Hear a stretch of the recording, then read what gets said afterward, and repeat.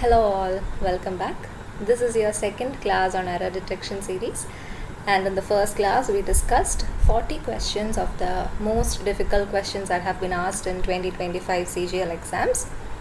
And this is the second part. In this class we'll be winding up with our discussion of error detection. We have 60 more questions to look at. We'll be discussing the top 100 questions, and in this class we'll be discussing 60 more questions.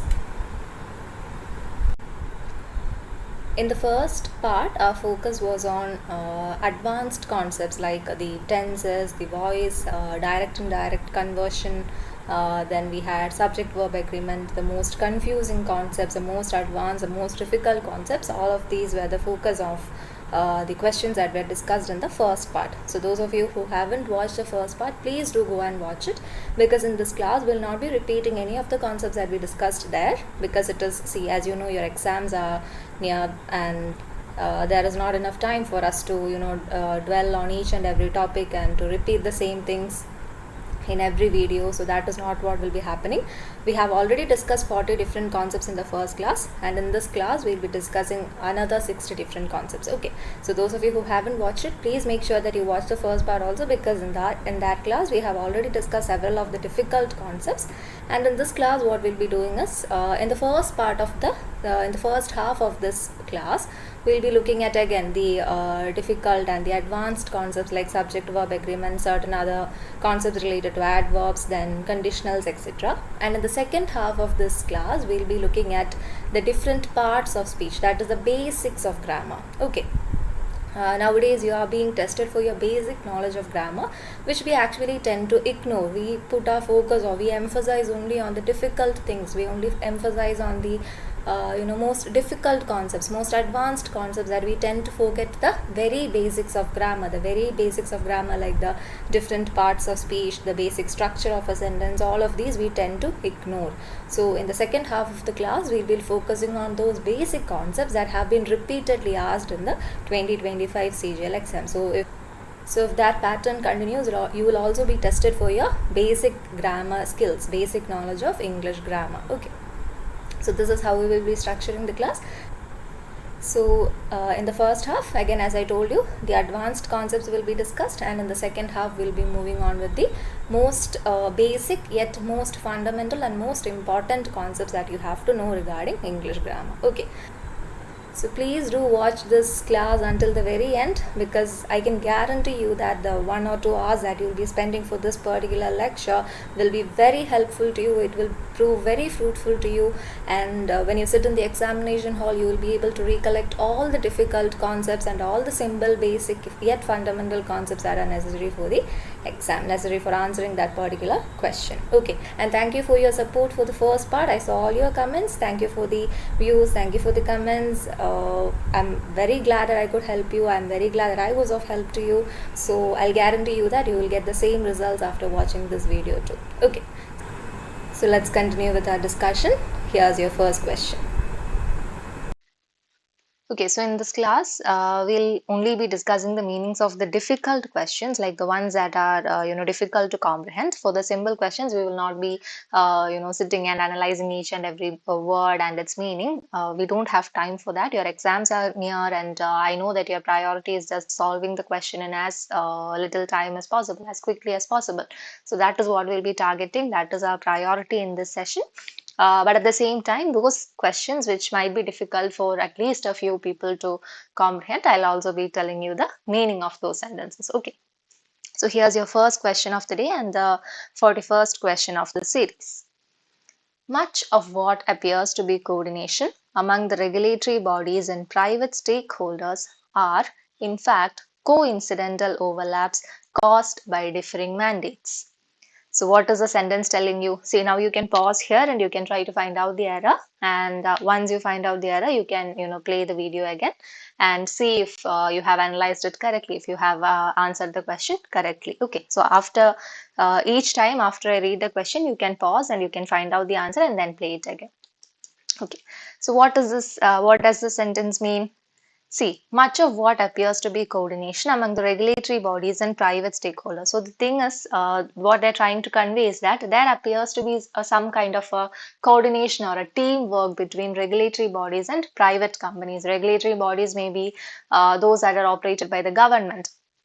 So the government operated bodies or the government organizations, governmental agencies and private stakeholders, it appears that they are working together, that they're teaming up, that they are having a coordination. But is it actually a coordination? No, it just appears to be a coordination. The actual thing is that it is just a coincidence. That is, by chance, certain things seem like they are working together.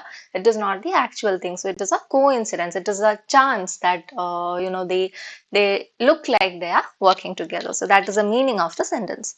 Now you have to find out what the error is. See, we have discussed similar questions in the previous part also, and there I told you that in most of these questions, the underlying principle will be the subject-verb agreement, the subject-verb agreement. And here, the primary concern or your skill lies in finding out the true subject of the sentence. So when you look at this sentence, here you have regulatory bodies, private stakeholders, etc. And see, at the first glance itself, you feel like these are plural subjects. You have regulatory bodies, private stakeholders, both are plural subjects. So there is a general tendency for aspirants to consider this as the true subject of the sentence, and then they look at the verb and you have a plural verb, so you feel like the sentence is correct. There is no error in the sentence. But is this the actual subject of the sentence? No. See this part, among the regulatory bodies and private stakeholders. It is a prepositional phrase. It is a prepositional phrase. Now, in the previous session also, we discussed how prepositional phrases act as modifiers. They act as modifiers. What is their function? They are just added in order to give you more information, in order to modify the actual subject of the sentence. They have no role in determining the singularity or plurality of the sentence. So here, among the regulatory bodies and private stakeholders, this is just a prepositional phrase. What is it modifying? It is modifying the coordination. Where is this coordination happening? The coordination is happening among the regulatory bodies and private stakeholders. So it is just modifying this coordination. Now, which is the actual subject of the sentence? The actual subject of the sentence is much. Much of what appears to be coordination. You are talking about much of something that appears to be a coordination. So here the actual subject of the sentence is much. Now, what is the relevance of the word much? Much is an indefinite pronoun that is used for uncountable nouns. It is an indefinite pronoun used for uncountable nouns, and hence it is singular. Hence it is singular. So this is something that you have to keep in mind. Much is an indefinite pronoun that is used for uncountable nouns, and it is always considered singular. So here the actual subject of the sentence is much, and therefore the verb must agree with this singular subject. But what is a verb used here? It is a plural verb. So this is wrong. Instead of that, you have to use is. Okay, so in questions like these, you have to identify the true subject of the sentence. How can you identify the true subject of the sentence? You have to check whether you have a prepositional phrase. How will you identify a prepositional phrase? You'll have a preposition plus either a noun or a pronoun or a noun phrase. So the whole structure, the preposition plus a noun or a pronoun or a noun phrase acts as a prepositional phrase. And what is its use? Its use is a modifier or a descriptor. It functions as something that gives you more information about the actual subject of the sentence. So how can you spot these errors? You can ignore everything that is inside the preposition, and then you will only have one noun that acts as the actual subject of the sentence. Thus you will be able to find out the correct subject. Okay. So this is the solution. The error is in part 3. What is the change that you have to make? Instead of are, which is a plural verb, you have to use is, which is a singular verb, to match the singular subject much. Okay, so now we shall move on to the next question. The reforms being recommended by the panel are not only intended to streamline administrative functions, but also addressing the asymmetries in resource allocation that have long plagued rural districts. The reforms being recommended by the panel are not only intended to streamline administrative functions, but also addressing the asymmetries in resource allocation that have long plagued rural districts. So what is the meaning of the sentence? The sentence talks about certain reforms that are being implemented or that are being recommended by a panel. Now, what is the necessity of these reforms, or why have they come up with these reforms? In order to streamline administrative functions. What does it mean by streamlining something? Streamlining something means to make something work smoother or better or simpler. Okay, to make something smoother or simpler or better. This is the meaning of streamlining. So in order to streamline, in order to make the administrative functions smoother or simpler, they have brought about certain reforms. Is this the only function? No. Or is this the only purpose of these reforms? No. They are also aimed at addressing the asymmetries in resource allocation. What does it mean by asymmetries in resource allocation? It basically means the inequalities in the allocation of resources. Inequality. Some people get more resources, some people get less resources. So there is an inequality, there is a disparity. So in order to address these asymmetries, or in order to address these inequalities also, they have brought out these reforms. So that is the meaning of the sentence. Reforms are brought out not just to make the administration smoother, but also to address the inequalities in resource allocation. So what is the error here? When you look at this particular sentence, here you can see not only but also. Not only but also. By now you must be familiar with the conjunctions not only but also. It comes under the category correlative conjunctions. Correlative conjunctions. What are correlative conjunctions? They are pairs of words that join grammatically equal elements. Pairs of words that join grammatically equal elements. What are certain examples of correlative conjunction? You have either or, then you have neither nor, then not only but also,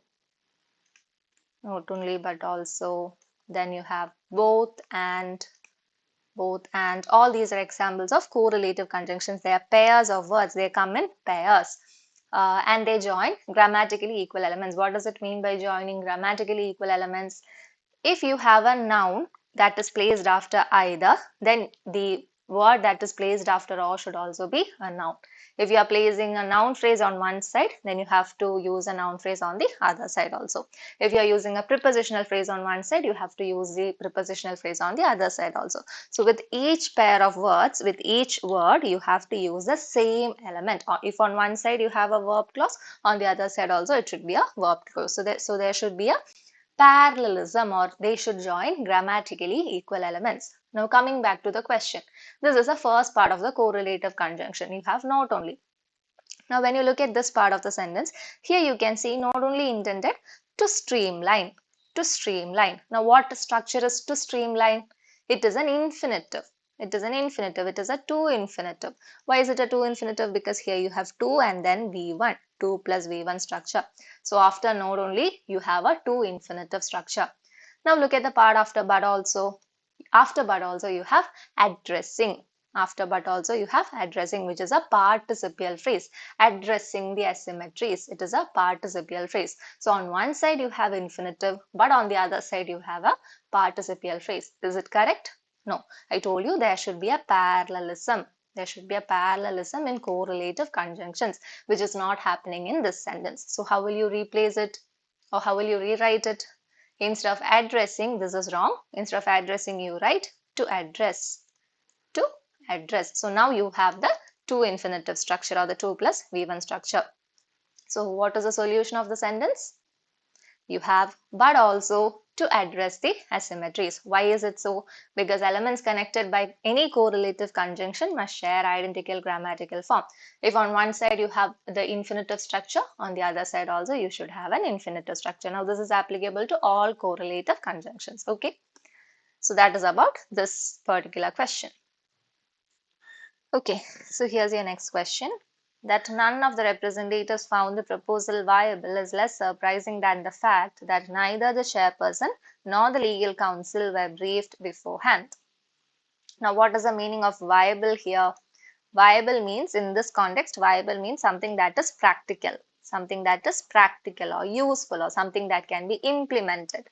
Okay, So here they are saying that none of the representatives found the proposal as something that is practical or something that can be implemented. That is true, but it is not surprising when you compare it with the fact that neither the chairperson nor the legal counsel was informed of this proposal earlier. Both of them were not aware of this particular proposal earlier. So that is the most surprising fact. It is not practical. None of them found it practical. That is true. But it is more surprising that not even the chairperson or the legal counsel was informed about this beforehand. Okay. So now our task is not to find out the meaning of the sentence. It is to find out the error in the sentence. So can you identify what is the error or which concept is being used here? See here you have the conjunctions neither nor, you have the correlative conjunctions neither nor, and when you have two subjects that are joined by neither nor, then you have to, or then the verb will agree with the subject that is placed closest to the verb. So here you have neither the chairperson nor the legal counsel, and then you have the verb. Which is the subject that is closest to it? The subject that is closest to it is the legal counsel, which is a singular subject. So instead of a plural verb, you need the singular verb. So it is was. Neither the chairperson nor the legal counsel was briefed beforehand. See, neither nor can be used to connect a singular subject with another singular subject. So in this case, there is no cause of confusion. The verb will also be singular. But if neither nor is used to connect two different subjects, for example, here you have a singular subject and here you have a plural subject, then the verb will agree with the subject that is closest to it, which is a plural subject. So the verb will also be plural.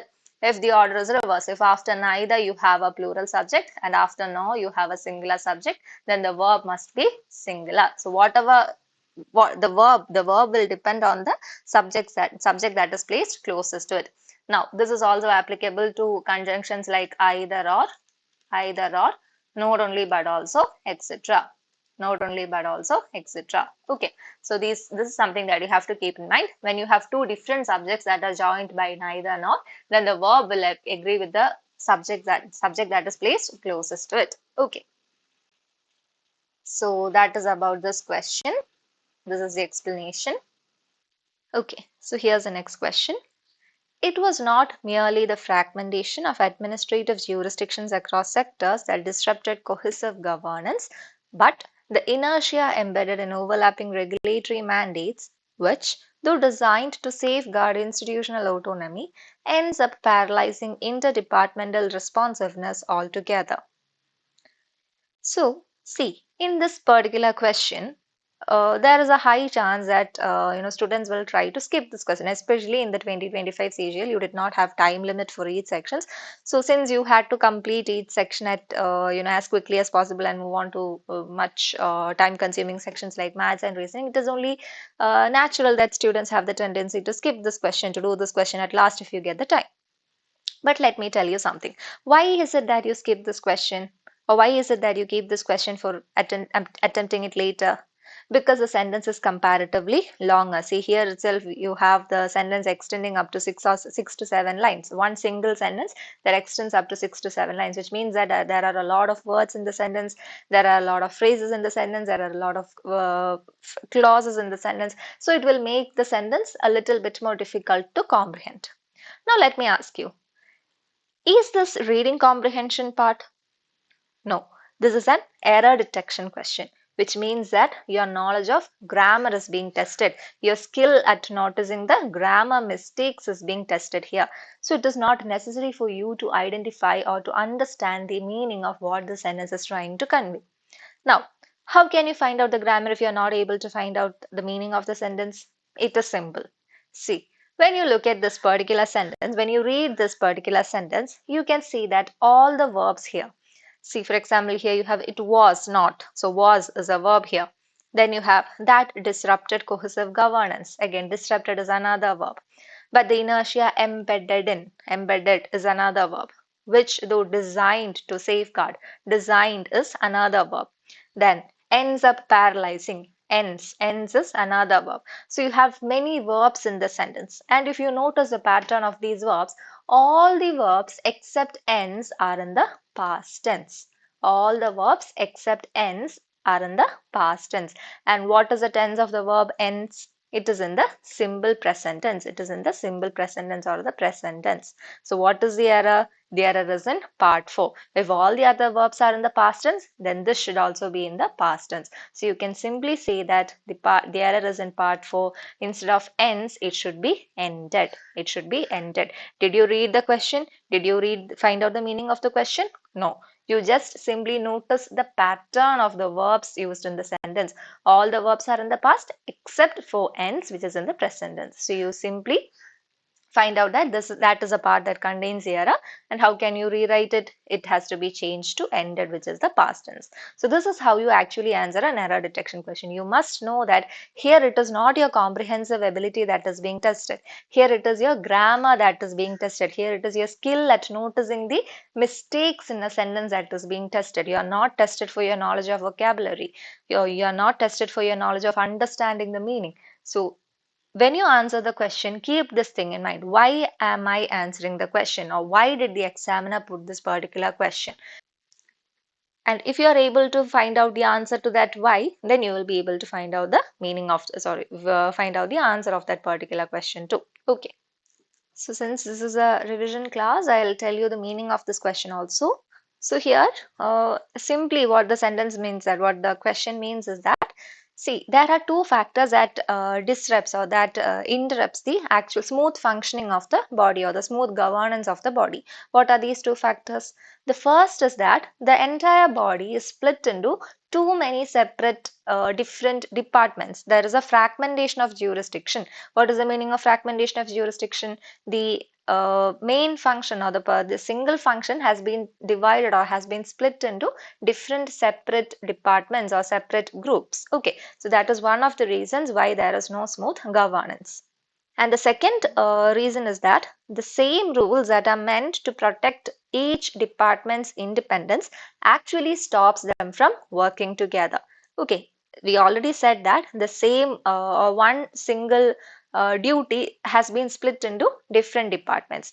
Each of these departments has their own rules and regulations that were actually implemented to protect their independence. But what happened? These rules and regulations, instead of protecting them, they actually stop them from working together. Okay, that is the simple meaning of the sentence. These two reasons, the separate rules and regulations of different departments and the actual splitting up of the function into different departments, has resulted in the disruption of a smooth governance of a body. Okay. So again, I'm telling you something.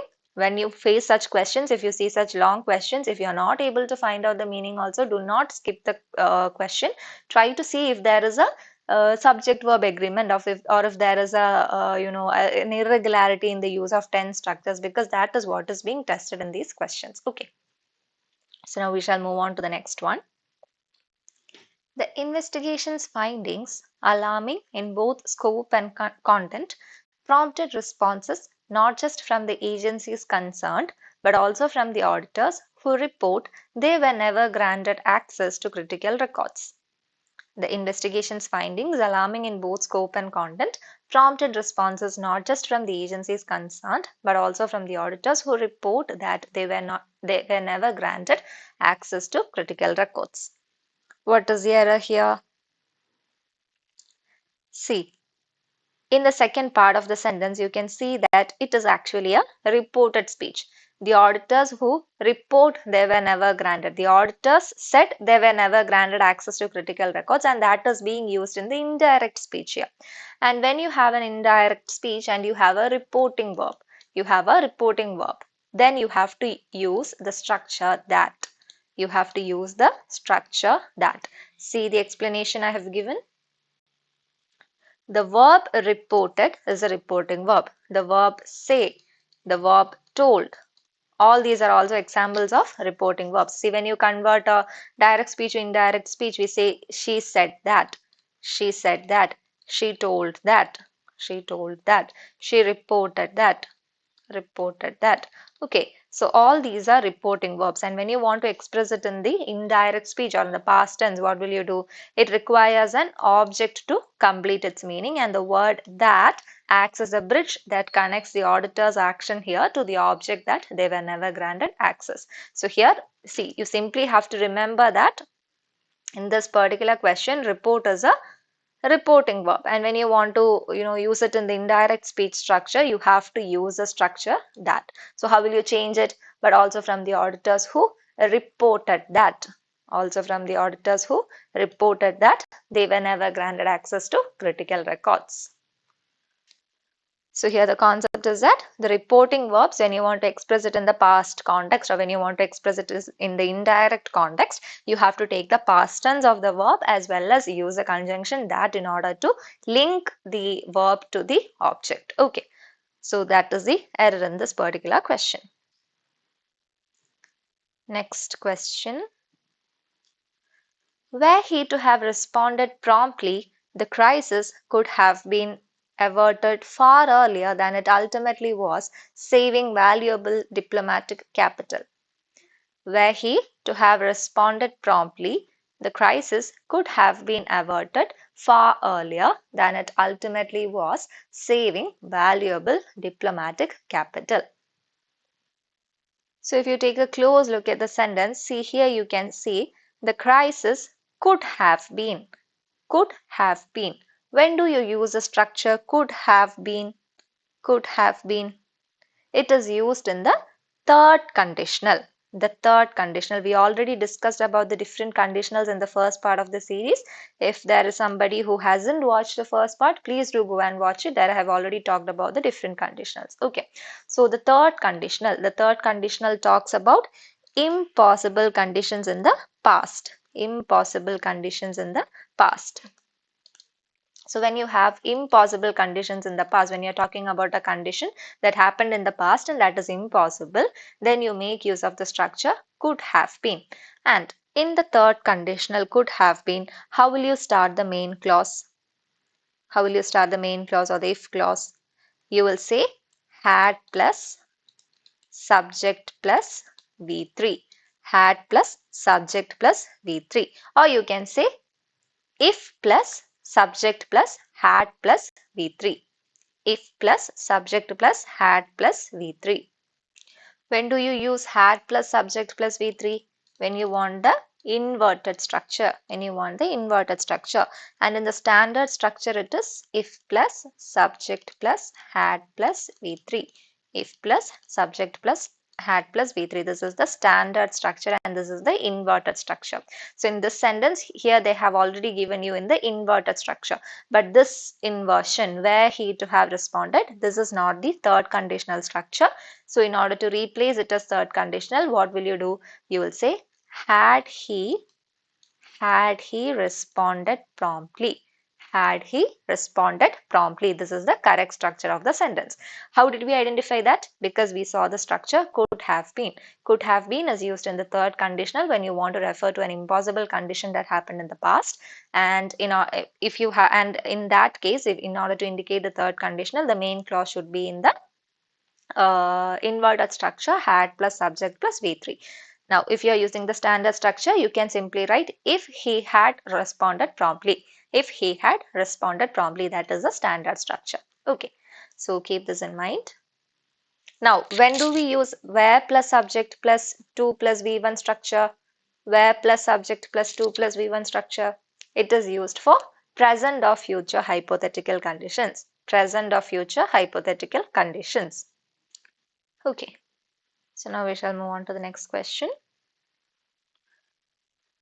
Not only does the report fail to address structural gaps, but also it overlooks the more pressing issue of community exclusion, which, according to activists, have been systematically ignored for years.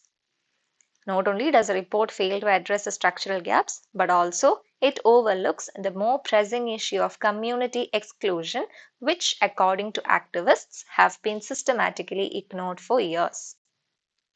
Okay, now what is the error here? You have two structures that are joined, two subjects that are joined by not only but also on one side you have the report failing to address a structural gap and on the other side overlooking the issue of community exclusion. Now, what is systematically ignored? What is systematically ignored? See, already I told you that in the case of correlative conjunctions like neither nor, either or, not only but also etc., the verb must agree with the subject that is closest to it. Now, which is the subject that is closest to this part? It is community exclusion, the issue of community exclusion. You just have one issue, so it is a singular subject, the issue of community exclusion. It is not issues of community exclusions. No, it is issue of community exclusion, which is a singular subject. So the verb must also be singular. So instead of have been, it should be has been. It should be has been. Okay, so here also your task is to find out the true subject of the sentence, the singularity or the plurality of the subject of the sentence. Okay. Next question. It remains unclear whether the board intends to implement the proposal or if the statement was merely a strategic ploy aimed at appeasing shareholders in light of the recent legal setbacks. It remains unclear whether the board intends to implement the proposal or if the statement was merely a strategic ploy aimed at appeasing shareholders in light of the recent legal setbacks. So, what is the meaning of the sentence? Here we are talking about two alternatives that the board has in front of them. One is that they have intentions of implementing the proposal, intentions of carrying out the proposal. And the second alternative is that they're merely playing a trick. A strategic ploy means a trick in order to please the shareholders, in order to calm the shareholders. Okay, so they have two alternatives. One is to actually implement the proposal, and the other is to introduce this proposal as a trick to simply calm the shareholders. Okay, so when you want to discuss two alternatives, you make use of the structure whether or. You cannot combine whether or if in a sentence. Whether or if in a sentence, this is wrong. Why? Because if is used to indicate a condition. And whether or is used to indicate alternatives or choices.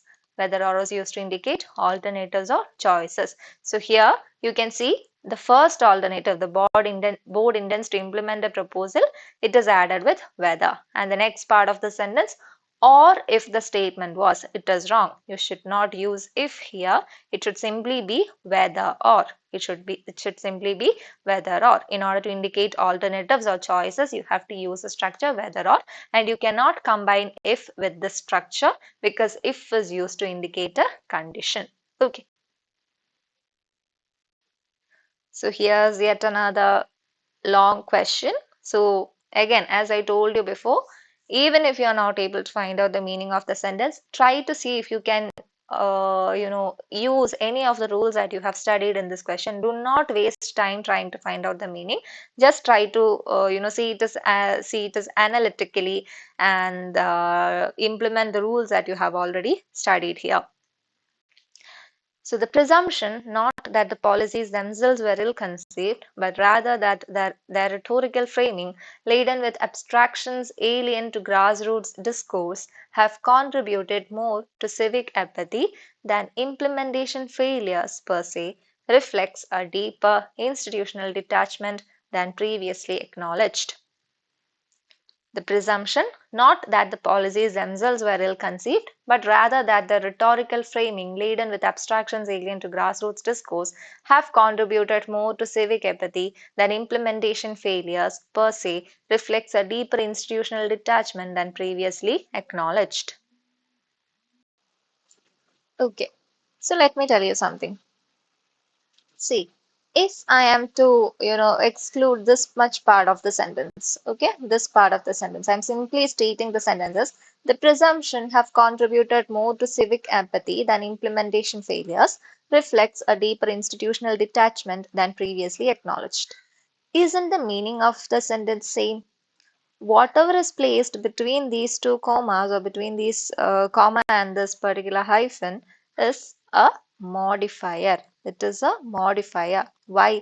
Because it is telling you what is that presumption. You have already said that a presumption, some kind of a presumption. What is that presumption?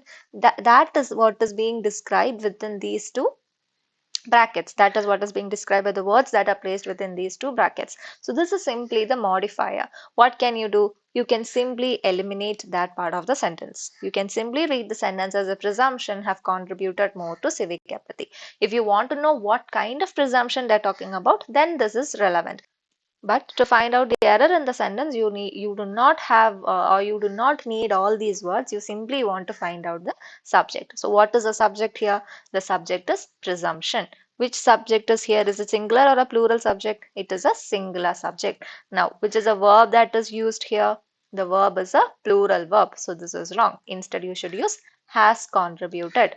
Has contributed. Okay, this is what I told you in the first question also. Your task is simply to identify the true subject of the sentence. Any other word that is placed after the true subject that gives you more information about the subject is not relevant when it comes to subject verb agreement. You can simply eliminate all those words in order to find out the true subject. Even if those words are not included, the sentence does not lose its meaning. The presumption has contributed more to civic apathy. That is exactly what is being told even when the other words are also present. It's just that you get more idea of what presumption they are talking about. Now, what is the meaning of the sentence? The sentence is basically what SSC is trying to do to you for in the exam also. The sentence says that even though the policies were ill conceived, even though the policies were badly implemented, it doesn't matter. What matters the most is that they have made use of rhetorical framing with abstractions alien to grassroots discourse. What is the meaning?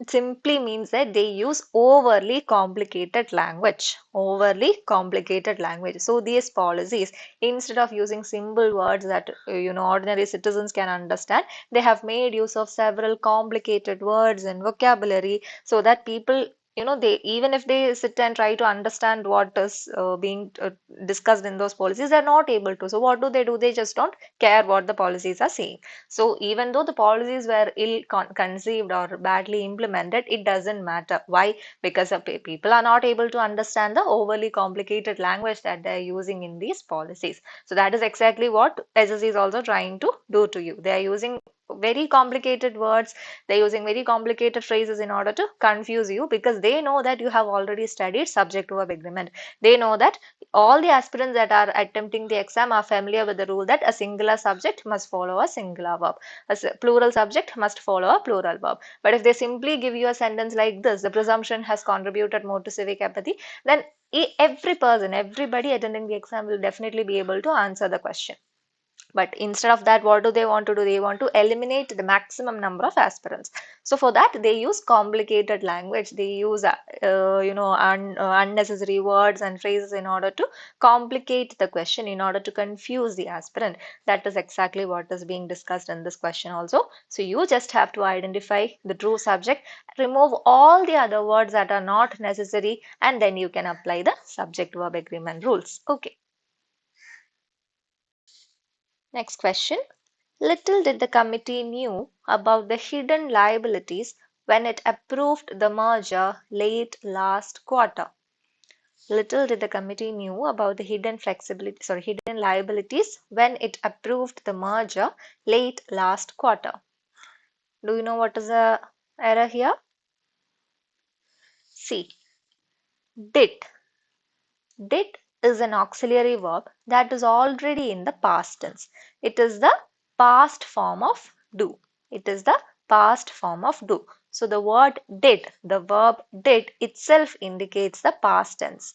So when you are adding another main verb to auxiliary verbs like do, does or did, you do not have to change the tense form of the main verb. Okay. So if you are using the auxiliary forms of do and then you have the main verb, then this should be in the base form. The main verb should be in the base form. You should not change the tense of the main verbs if you are combining them with do, does or did.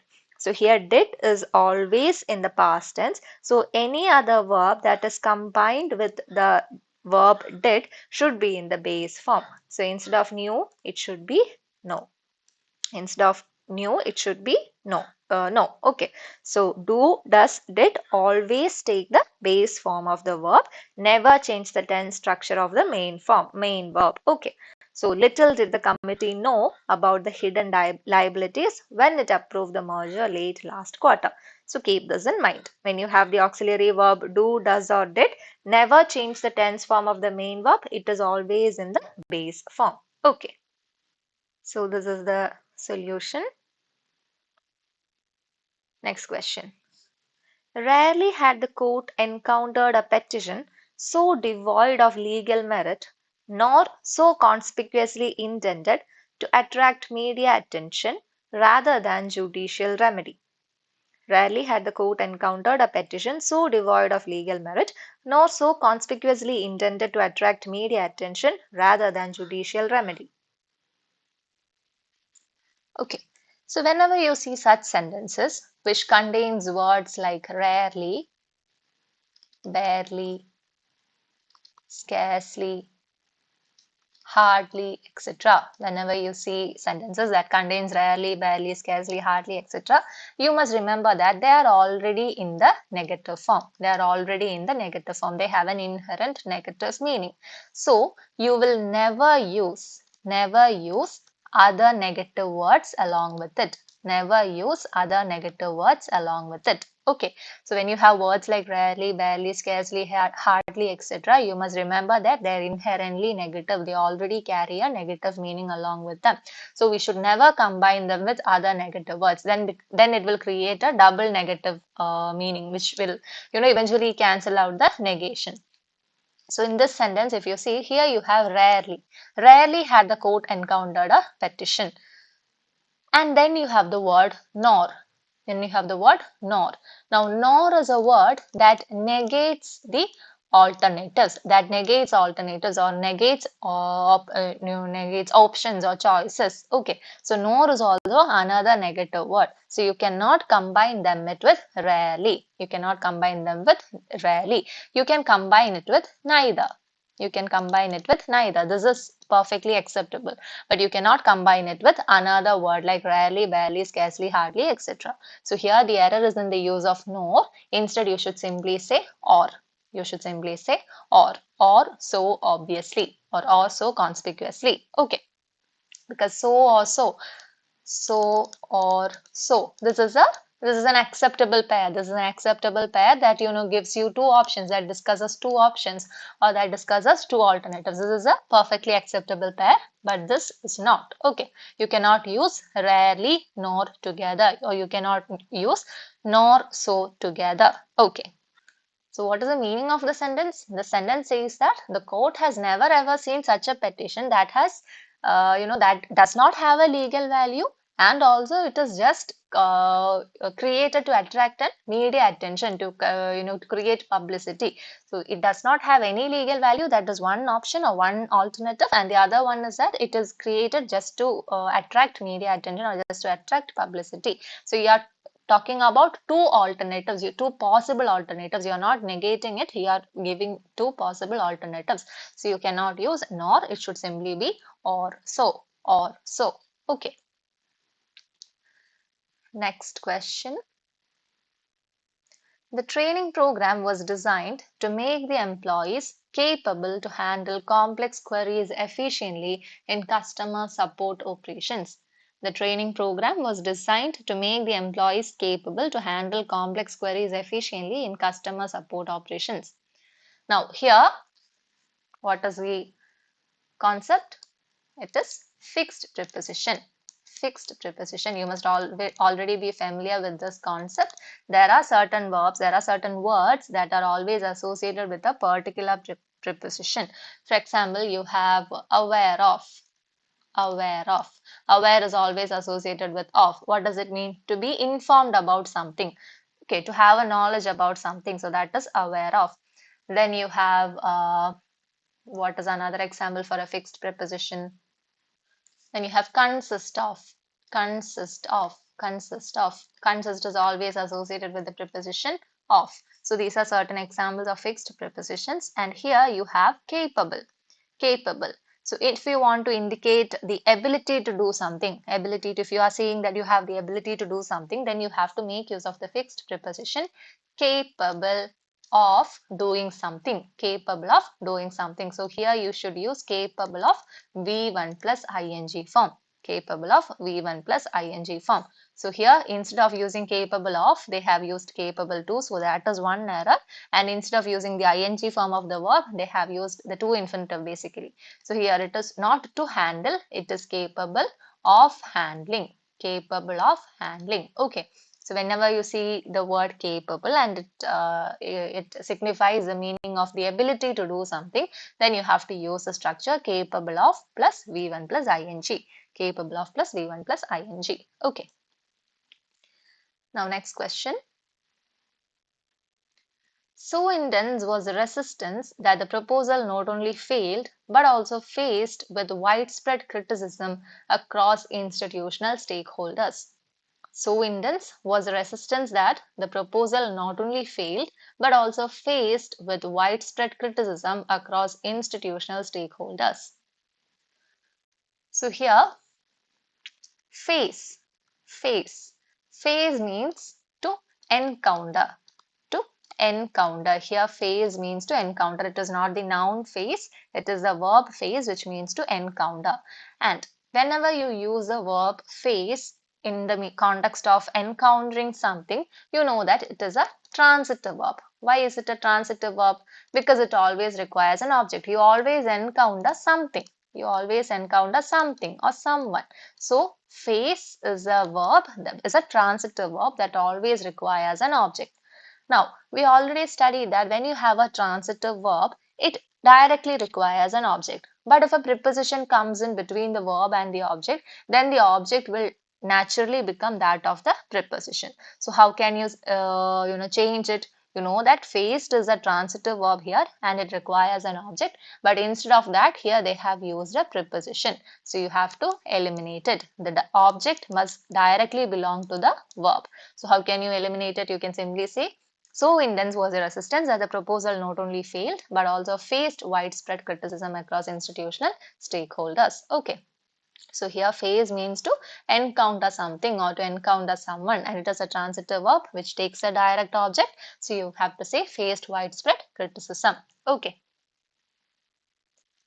Next question. To ensure every participant be heard, the chairperson requested that questions be submitted in advance and that moderators be assigned to each group. To ensure every participant be heard, the chairperson requested that questions be submitted in advance and that moderators be assigned to each group. Okay, so here again in the previous class also we discussed about this particular case about the subjunctive mood. The subjunctive mood. There I told you that this mood is used to express or to indicate a wish, a suggestion, a demand, or a request. Demand or a request. Again, it can also be like wish can also mean an imaginary situation or a hypothetical situation. Okay, so the subjunctive mood is used to express a wish, suggestion, demand, request, or an imaginary or hypothetical situation.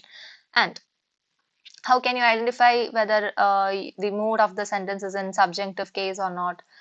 Because the verb will either be wish or suggest or demand, request, etc. The verb will be words that indicate these expressions. Okay.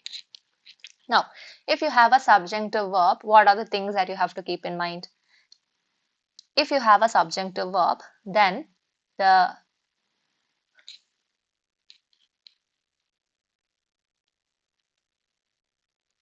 so to answer this question, you must be familiar with the subjunctive mood. The subjunctive mood. In the last class itself, we talked about the subjunctive mood. I told you that it is used to express a wish, an imaginary or hypothetical situation. All the if conditionals are in the subjunctive mood, okay, because they are all talking about an imaginary condition. Next, so wish, imaginary situations, then demands, suggestions, then you have request. In order to express all this, you make use of the subjunctive mode or you make use of the subjunctive verbs. And the verbs will be like wish or demand, request, suggest, he suggested, or he requested, he demanded, he insisted. All these are examples of subjunctive verbs. Now, what are the things that you need to keep in mind when you have a subjunctive verb in the sentence? You must know that if the sentence is in the subjunctive mode, something that expresses any of these emotions, then there will be two clauses. Okay, there will be two clauses. One clause is the one that contains a subjunctive verb. The subjunctive verb like wish or demands or suggest, etc. And the other will be the main clause or the indicative clause. The indicative clause. So, whenever you have a subjunctive verb in the first clause, then the main clause can follow two structures. It can follow two structures. One is the base form of the verb. Base form of the verb, irrespective of the subject, even if the subject is a third person singular, for example he, she, it, etc., you have to make use of the base form of the verb. And the other is you have to make use of the verb where. For example, you say, if I were a bird, if I were a bird, I would fly. If I were a bird, I would fly. Now, this is also an example for the if conditional. Why? Because I told you the if condition is also in the subjunctive mode. So here you have made use of the verb where. Similarly, uh, he demanded that she visit her grandmother every week. Every week. So here you have two clauses. Which are the two clauses? First is he demanded, and the second is that she visit her grandmother every week. So the first clause, he demanded, you have the verb demand, which is in the subjunctive mode. So the next part of the sentence, the main clause or the indicative clause, it should contain the base form of the verb. Here we have used visit and not visits, even though the subject here is she. We already studied that when you have the third person singular pronoun, we have to use the V5 form like visits or sings or dances, etc. But here we have used visit. Why? Because the main or the subjunctive verb is demanded. Or you can say he requested that she visit her grandmother every week. Okay. They suggested that she visit her grandmother every week. So in all these cases, since the verb is in the subjunctive tense or the subjunctive mode, the other verb should be in the base form. Okay. Now, similarly, be, the form be will stay as the form be itself. It will not change to is, am, are, was, were, etc. For example, I demand that she be present at the meeting. She be present at the meeting. I demand that she be present at the meeting. Here we will not change it to she is present at the meeting or she was present at the meeting. We will not say I demand that she be present at the meeting. Okay, so here be will retain its structure be. It will not change to is, am, are, was, etc. It can change to where if you are expressing a wish. If you are expressing a wish or a suggestion. In that case, it can change to where. But in all the other cases, it will retain its base form, that is be. Okay, so now look at this question. Can you find out any subjunctive verbs? Yes, here you have requested. Requested is a subjunctive verb. So the clause that follows, if it contains any other verb, it should be in the base form. So see here, you have be submitted and be assigned. So these parts are correct. But look at the first sentence. Here also you can find the word be. You can find the base form of the verb be. But look at the verb here, to ensure. To ensure. Is ensure a subjunctive verb? No, we already said that it is used for expressing wishes, imaginary situations, demands, suggestions, requests, etc. But ensure is not a word that expresses any of these wishes or any of these conditions. So here it is a normal verb. It is an indicative verb basically. So here it does not take the base form. Here it will change to is. It will change to is. So the correct sentence is, to ensure every participant is heard, the chairperson requested that questions be submitted in advance and that moderators be assigned to each group. Why? Because requested is a subjunctive verb. So any verb that follows after that is written in the base form. But ensure is not a subjunctive verb. So here you have to use a simple present tense. Okay.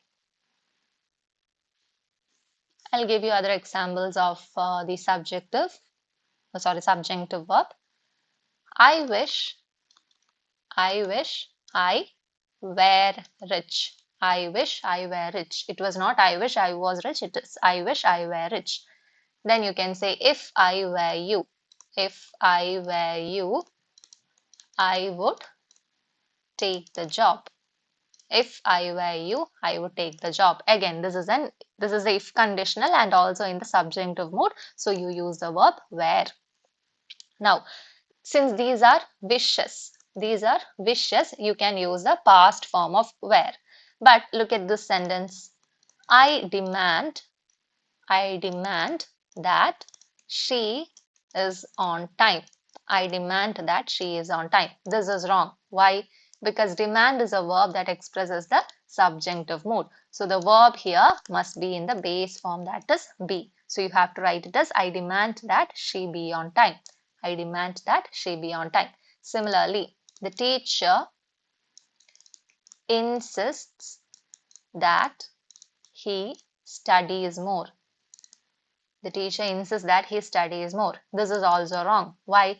Because insist is a word that indicates the subjunctive mood, and studies is a verb that is in the V5 form. Again, it is wrong. You should use a V1 form, which is study. No matter what the subject is, the verb must be in the base form. Okay, so this is something that these are certain concepts that you have to keep in mind whenever you come across words like recommend, suggest, insist, demand, request, wish, etc. Okay, next question. It is the uncertainty of how the council intends to proceed that seem to have created the most unrest among those waiting for regulatory clearance. It is the uncertainty of how the council intends to proceed that seem to have created the most unrest among those waiting for regulatory clearance. Again, what is the subject here? The subject here is uncertainty. Uncertainty, this part of how the council intends to proceed. This part is a prepositional phrase. You don't need this. Why? Because it is just a modifier. You don't. It is just something that modifies the uncertainty. And the relative pronoun that, it refers to uncertainty. It is the uncertainty that seem to have created.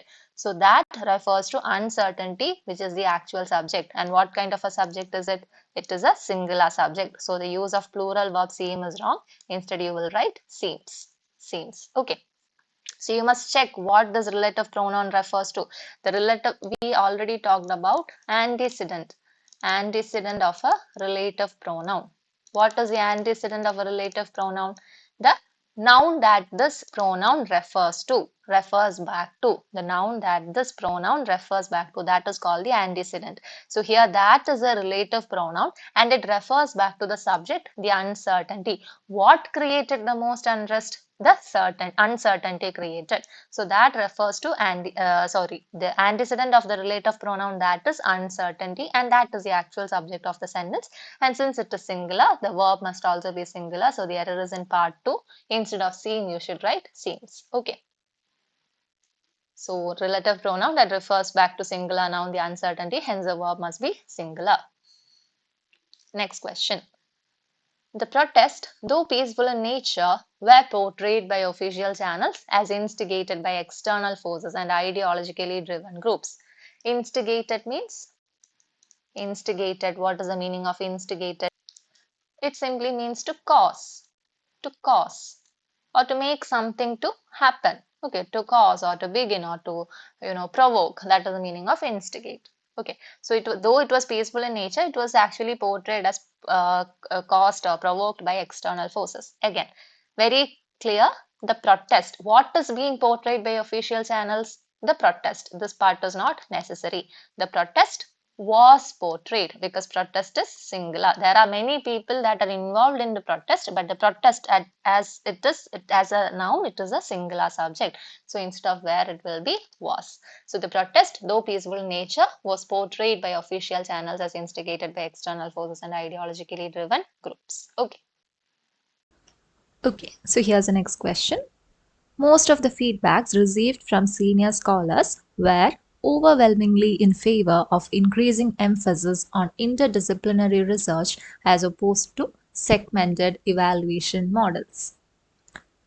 So, to answer this particular question, you do not even have to go beyond the first part. Do you know why? Because if you're somebody who's familiar with the uncountable nouns, collective nouns, and the rules related to nouns, then you will not go beyond the first part, because you know that feedback is an uncountable noun. Feedback is an uncountable noun. It does not have the plural form by adding an S. Okay, it does not get its plural form by adding an S. If you want to express it in the plural form, you can simply say the pieces of feedback or the items of feedback or the most of the feedback, much of the feedback. These are certain quantifiers that you can use along with feedback, but you will never use the word feedbacks. Okay, feedbacks is an uncountable noun. An uncountable noun. It does not have a plural form of its own. You can just simply add other quantifiers like most of, much of, or pieces of feedback, etc., in order to indicate the plurality of the feedback. Okay.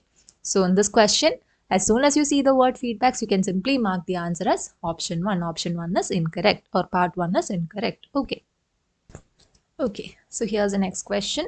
What he regretted the most was not the outcome of the negotiation, but that he had failed communicating his intent clearly at the outset.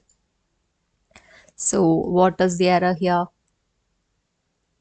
Here you must remember that there are certain verbs that always take the infinitive form after that. Okay, there are certain verbs that always take the infinitive form after that. That is, the structure is always the verb plus 2 plus V1. Verb plus 2 plus V1. What are the examples of such verbs? You have words like fail, then you have refuse, then decide, manage, uh, then want, plan, etc. Now see, is it necessary that they always carry the infinitive form after that? No, it is not necessary, but there are certain structures where they do not take the gerund form after that. They always take the infinitive structure. For example, we say, he refused, he refused to pay the bill. He refused to pay the bill. It is not he refused paying the bill. He refused paying the bill. That was wrong. You say he refused to pay the bill. Similarly, I decided to go to the party. I decided to go to the party. We don't say I decided going to the party. I decided going to the party. That is not correct. Okay, we say I decided to go to the party. Similarly, you can say, I want to go home. I want to go home. You never say, I want going home. I want going home. That is wrong. You always use the to infinitive structure after these verbs like fail, refuse, decide, manage, want, plan, etc. Okay. So using the gerund form is wrong. So look at the sentence. Here you have failed communicating. Failed communicating. We said that fail is a verb that always takes the to infinitive structure after that. So you say failed to communicate. Failed to communicate. So remember this rule. There are certain verbs that always take the infinitive form after that. And when you get questions like these, you have to make note of these verbs. Okay. Similarly, you have agree also. Agree. Agree. Then you have hope. Then you have promise. All these are examples of verbs that take the infinitive form after that. For example, you say, I agreed to the plan. I agreed to the plan. Or you can say, I hope to go, I hope to visit my parents next week. Okay, it is not I hope visiting my parents next week. It is wrong. I hope to visit my parents next week. Okay. So these are the verbs that always take an infinitive structure after that. Next question. Its central location makes the conference venue convenient for delegates traveling from different cities. What is the answer here? This is actually a very simple question, yet very confusing. One may not even find out the error. One may not even see that there is an error here. It is in the use of the word its. Its. The correct word to be used here is its without an apostrophe. It's without an apostrophe. What is the difference between IT apostrophe S and ITS? What is the difference? The first one is the abbreviated form of it is or it has. It is the abbreviated form of it is or it has. And the second one, it is a possessive pronoun. Sorry, a possessive pronoun. It is a possessive pronoun. So this is the one that we have to use here. It is not it is or it has. You are talking about the central location of the venue. Central location of the venue, the possessive structure. So here it should be it's without an apostrophe. That is why I told you, when you read it in your mind, you may not even see that there is an apostrophe. You may not even recognize that there is an error there. But the actual thing is the use of the apostrophe. So the first part contains the error. Okay. So when you read the question, make sure that you look at each and every word clearly. You have to think of, you have to be very sharp while attending these questions. Only then will you be able to see such nuanced differences in the use of the words. Okay. So its is a contraction for it is or it has, and its without the apostrophe is a possessive pronoun showing the belonging. Here they have used it to talk about the central location of the venue. They are talking about the venue. So the possession of the venue. Okay. Next question.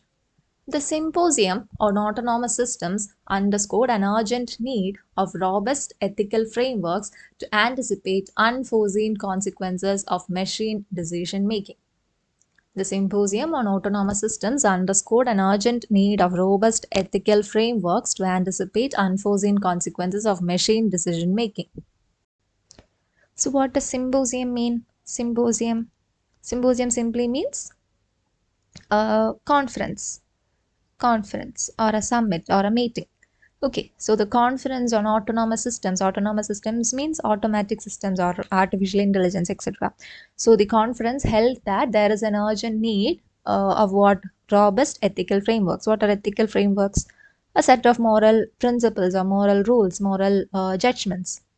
So it is necessary, moral values or moral principles are necessary for what? To anticipate the consequences that may come out of, or the errors that may come out of machinic decision making. You know that AI can make a lot of mistakes, or automated systems can make a lot of mistakes. In order to prevent such mistakes, we need moral principles. So that was the suggestion that was put during the conference. Okay. So now what is the error here? See, in the second part of the sentence, you can see urgent need of. Urgent need of. So you have to replace it with need for. Need for. Okay. So the preposition that must follow the word need is for and not of. You have the need for something. Need for something. Okay. Need for something. So you have to change need of to need for. Okay. Need for. So that is a correct preposition. That is a correct fixed preposition. Need for something. There is a need for robust ethical frameworks, or you can say there is a need for night patrolling due to the increased thefts. Okay. So it is always need for. This is a solution. Next. Several of the evidences presented during the hearing were considered circumstantial at best and irrelevant at worst. Several of the evidences presented during the hearing were considered circumstantial at best and irrelevant at worst. Again, if you are familiar with the rules regarding nouns, you will not go beyond the first part. Why? Because we have already studied that evidence is an uncountable noun. Similar to a question that we discussed earlier, we said that feedback is an uncountable noun.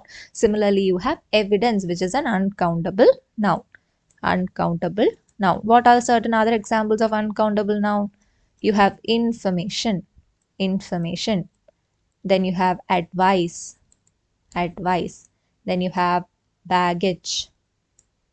Baggage. What are some other examples?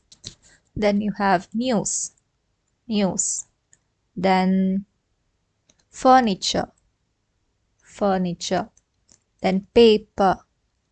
Then you have hair. All these are examples of uncountable nouns that do not have a that do not take an s along with it to form the plural form. So how will you pluralize these nouns? You simply add pieces of. Pieces of, or you can say items of. Items of. Then for hair, you can say strands of hair. Strands of hair. Okay. So these are certain words that you can use in order to indicate the plurality of these uncountable nouns. So it is wrong to say several of the evidences. You can say much of the evidence, or you can say several pieces of evidence. You can say much of the evidence. Much of the evidence. Or you can say several pieces of evidence. several pieces of evidence. The same applies to all the other words that I've mentioned here. You can say much of the information or several pieces of information, much of the advice or several pieces of advice. Okay, so you should make sure that you do not add an s along with these words in order to form the plural form. Okay. Next question. The whole family would burst into peals for laughter. The whole family would burst into peals for laughter. Now, do you know what is the error here? It is in the use of the preposition for. It is in the use of the preposition for. Now, if you need to, see if you want to identify that is the error here, you must be familiar with the idiom roars of laughter. Roars of laughter or peals of laughter. Peals of laughter. So this is a combined question. It is a combined question of idiom plus preposition. Idiom plus preposition. Okay. So you must be familiar with the word with the idiom peals of laughter. If you need to identify that here the use of for is wrong. What is the meaning of peals of laughter? It simply means laughing out loud. Okay, laughing out loud. Roars of laughter, peals of laughter, all this mean the same thing. Laughing out loud, where you're making a loud sounds of laughter. Okay, that is the meaning of peals of laughter. So here the error is in the use of the word or the preposition for. Next question. The book which you recommended was interesting and an easily read. And an easily read. The book which you recommended was interesting and an easily read. What is the error here? See here, read. Read. It is a noun. It is a noun. Here you are not talking about the action of reading. You are saying that the book is easy to read. The book is easy to read, which means that here read is a noun. Okay, read functions as a noun. And in order to qualify a noun, do you use an adjective or an adverb? You use an adjective. Adjectives are those words that are used to modify nouns. Okay, these are words that are used to modify nouns. But if you look at this sentence, before the noun read, you have an adverb which is easily. You have the adverb which is easily. So you have to change that into its adjective form which is easy. And an easy read. Okay, and an easy read.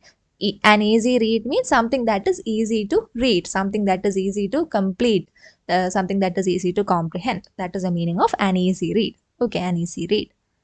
This is something that you use as a phrase also. Okay, an easy read. It is a phrase which basically indicates that a particular text or a particular book is easy to read. Okay, so here you have to know that read is a noun and any word that qualifies a noun should be an adjective and not an adverb.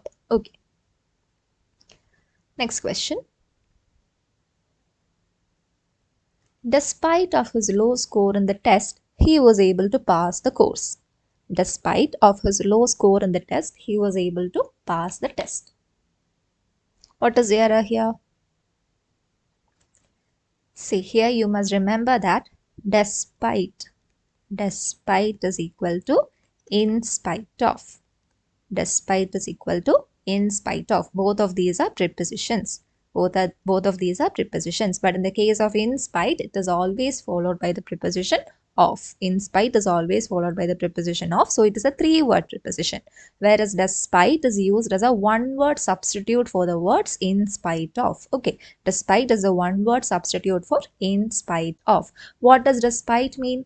It is basically used to introduce a contrast. A contrast. It is similar to or it functions similar to though or although.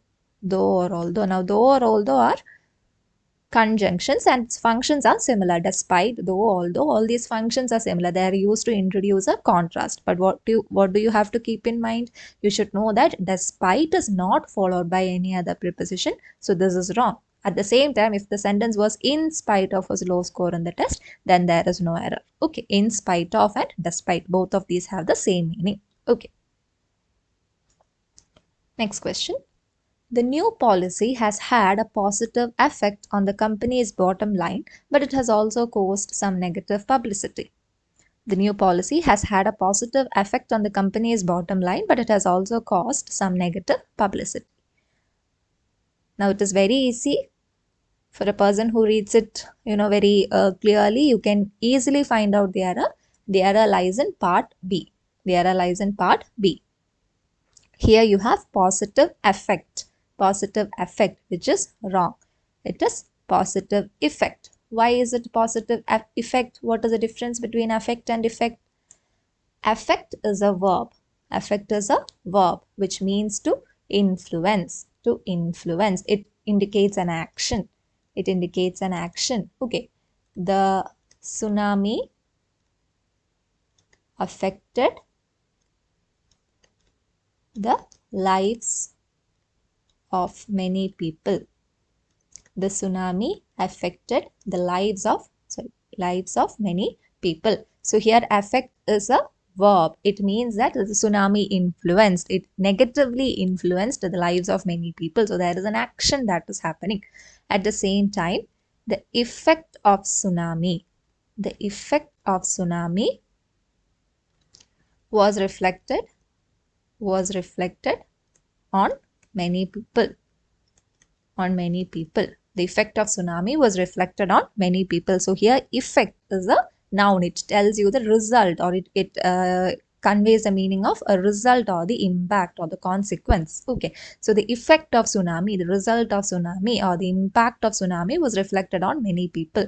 At the same time, in the first sentence, you are saying how the tsunami affected the lives of many people, how the tsunami influenced the lives of many people. So that is the difference between affect and effect. Affect is a verb which means to influence, and effect is a noun which means result or impact. Okay. Okay. So the next question, identify the incorrect sentence. Eating too much, his health was spoiled. Then most people don't like being disturbed while they are working. Next, for a long time, people thought that the world was flat and that people could fall off the edge. And option D, you have to be a millionaire to shop in Harrods. Everything is so expensive there. Okay.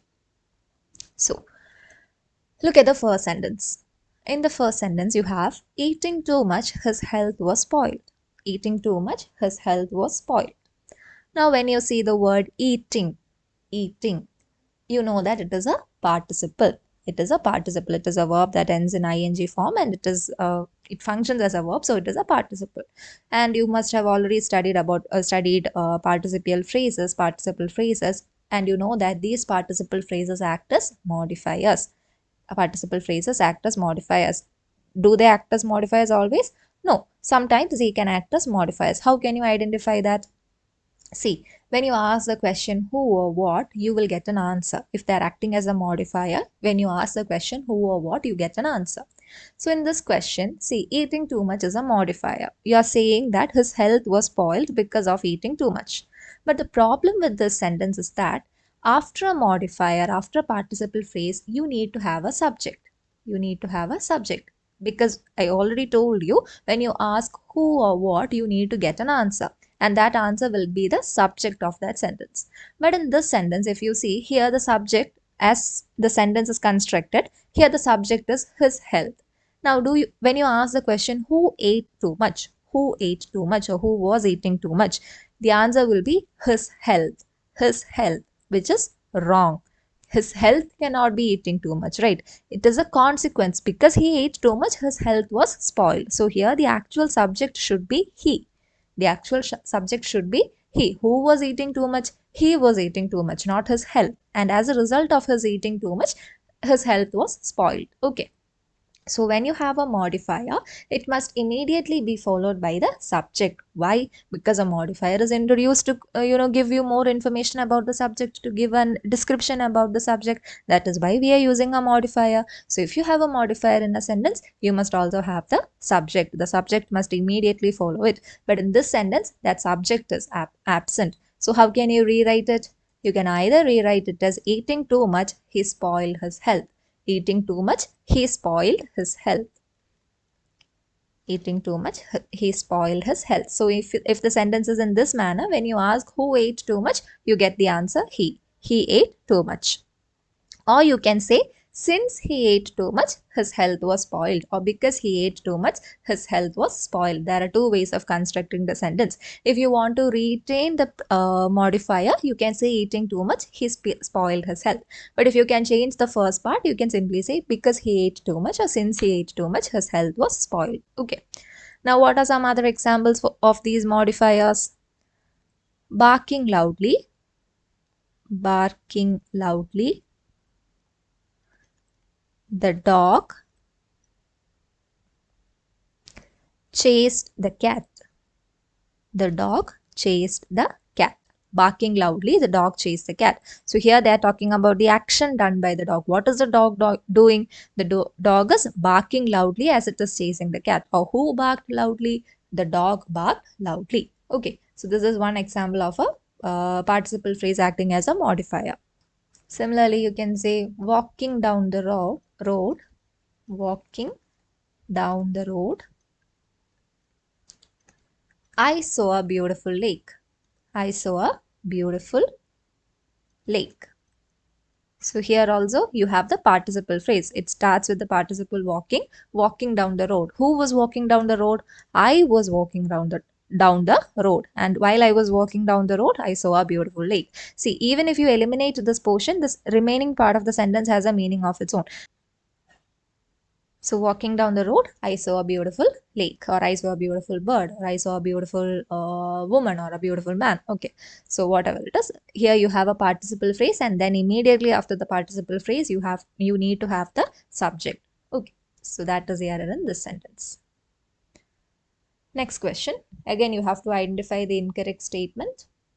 10% of the students in the class speak 3 languages. 10% of the students in the class speak 3 languages. 45 minutes is a very long coffee break. 45 minutes is a very long coffee break.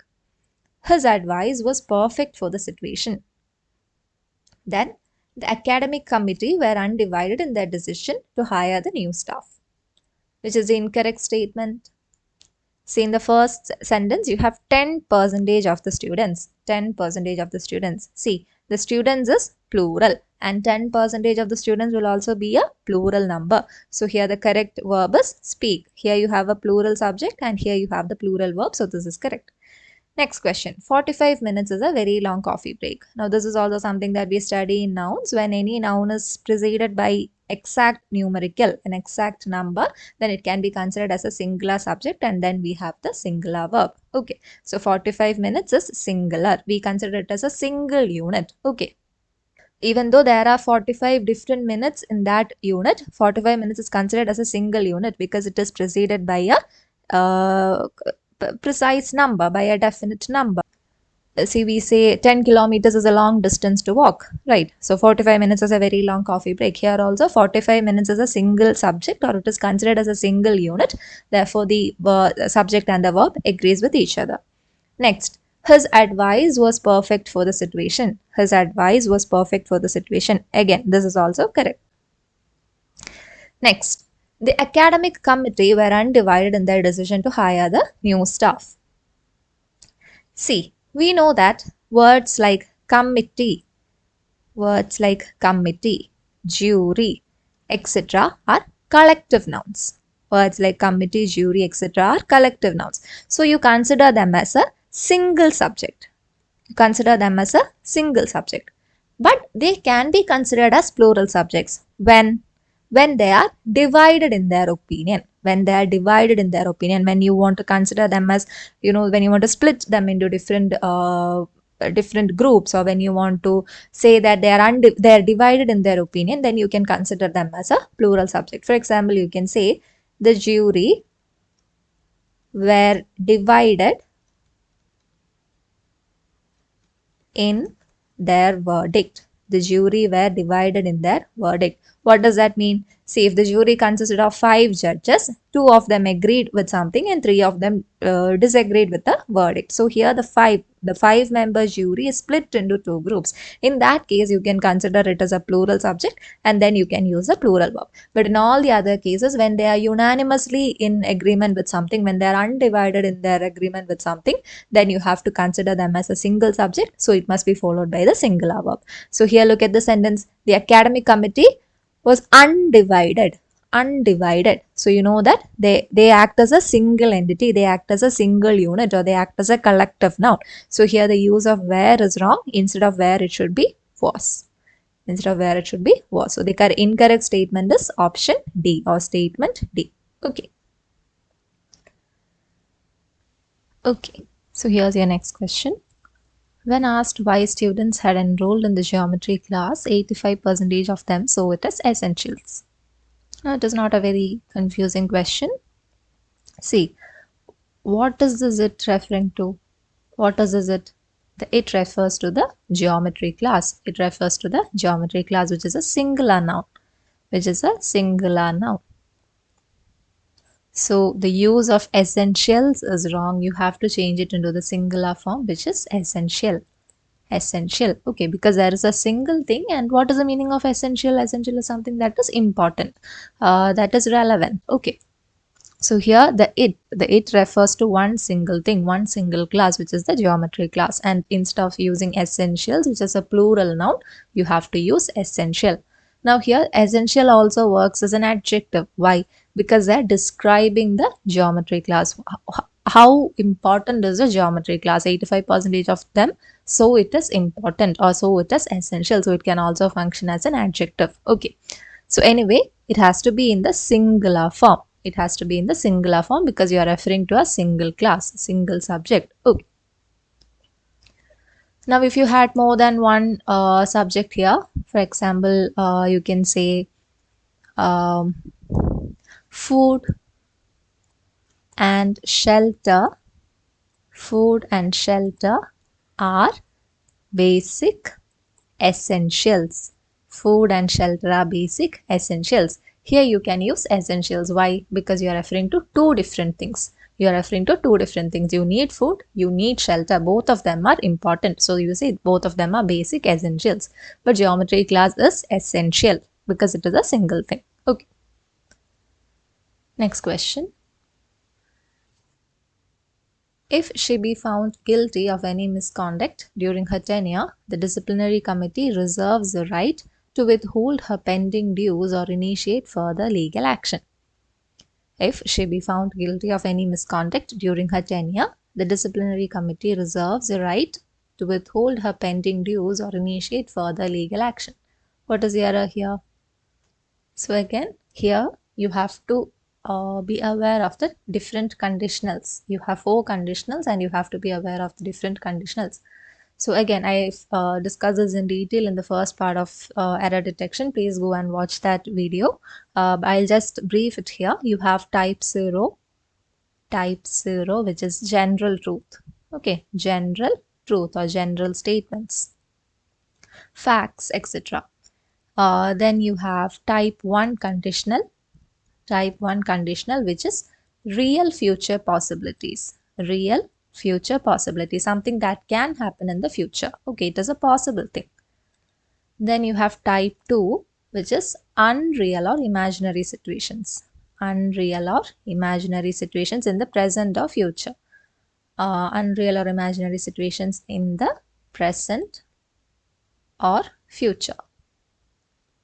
Then you have type 3, which is past, imaginary past. Okay, past, imaginary or imaginary past. Things that like the hypothetical past. Okay, that is type 3. So you have 4 types. Type 0, general truths, general statements. For example, you can say if you heat ice, it melts, or if you freeze water, it becomes ice. So it is a general truth.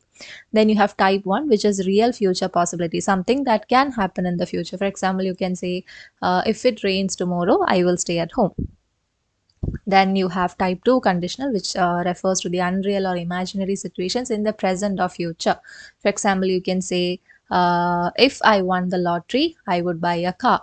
If I won the lottery, I would buy a car or I would buy a house. It is again an unreal or imaginary situation. So you cannot, you cannot consider it as a possibility. It is something that you imagine.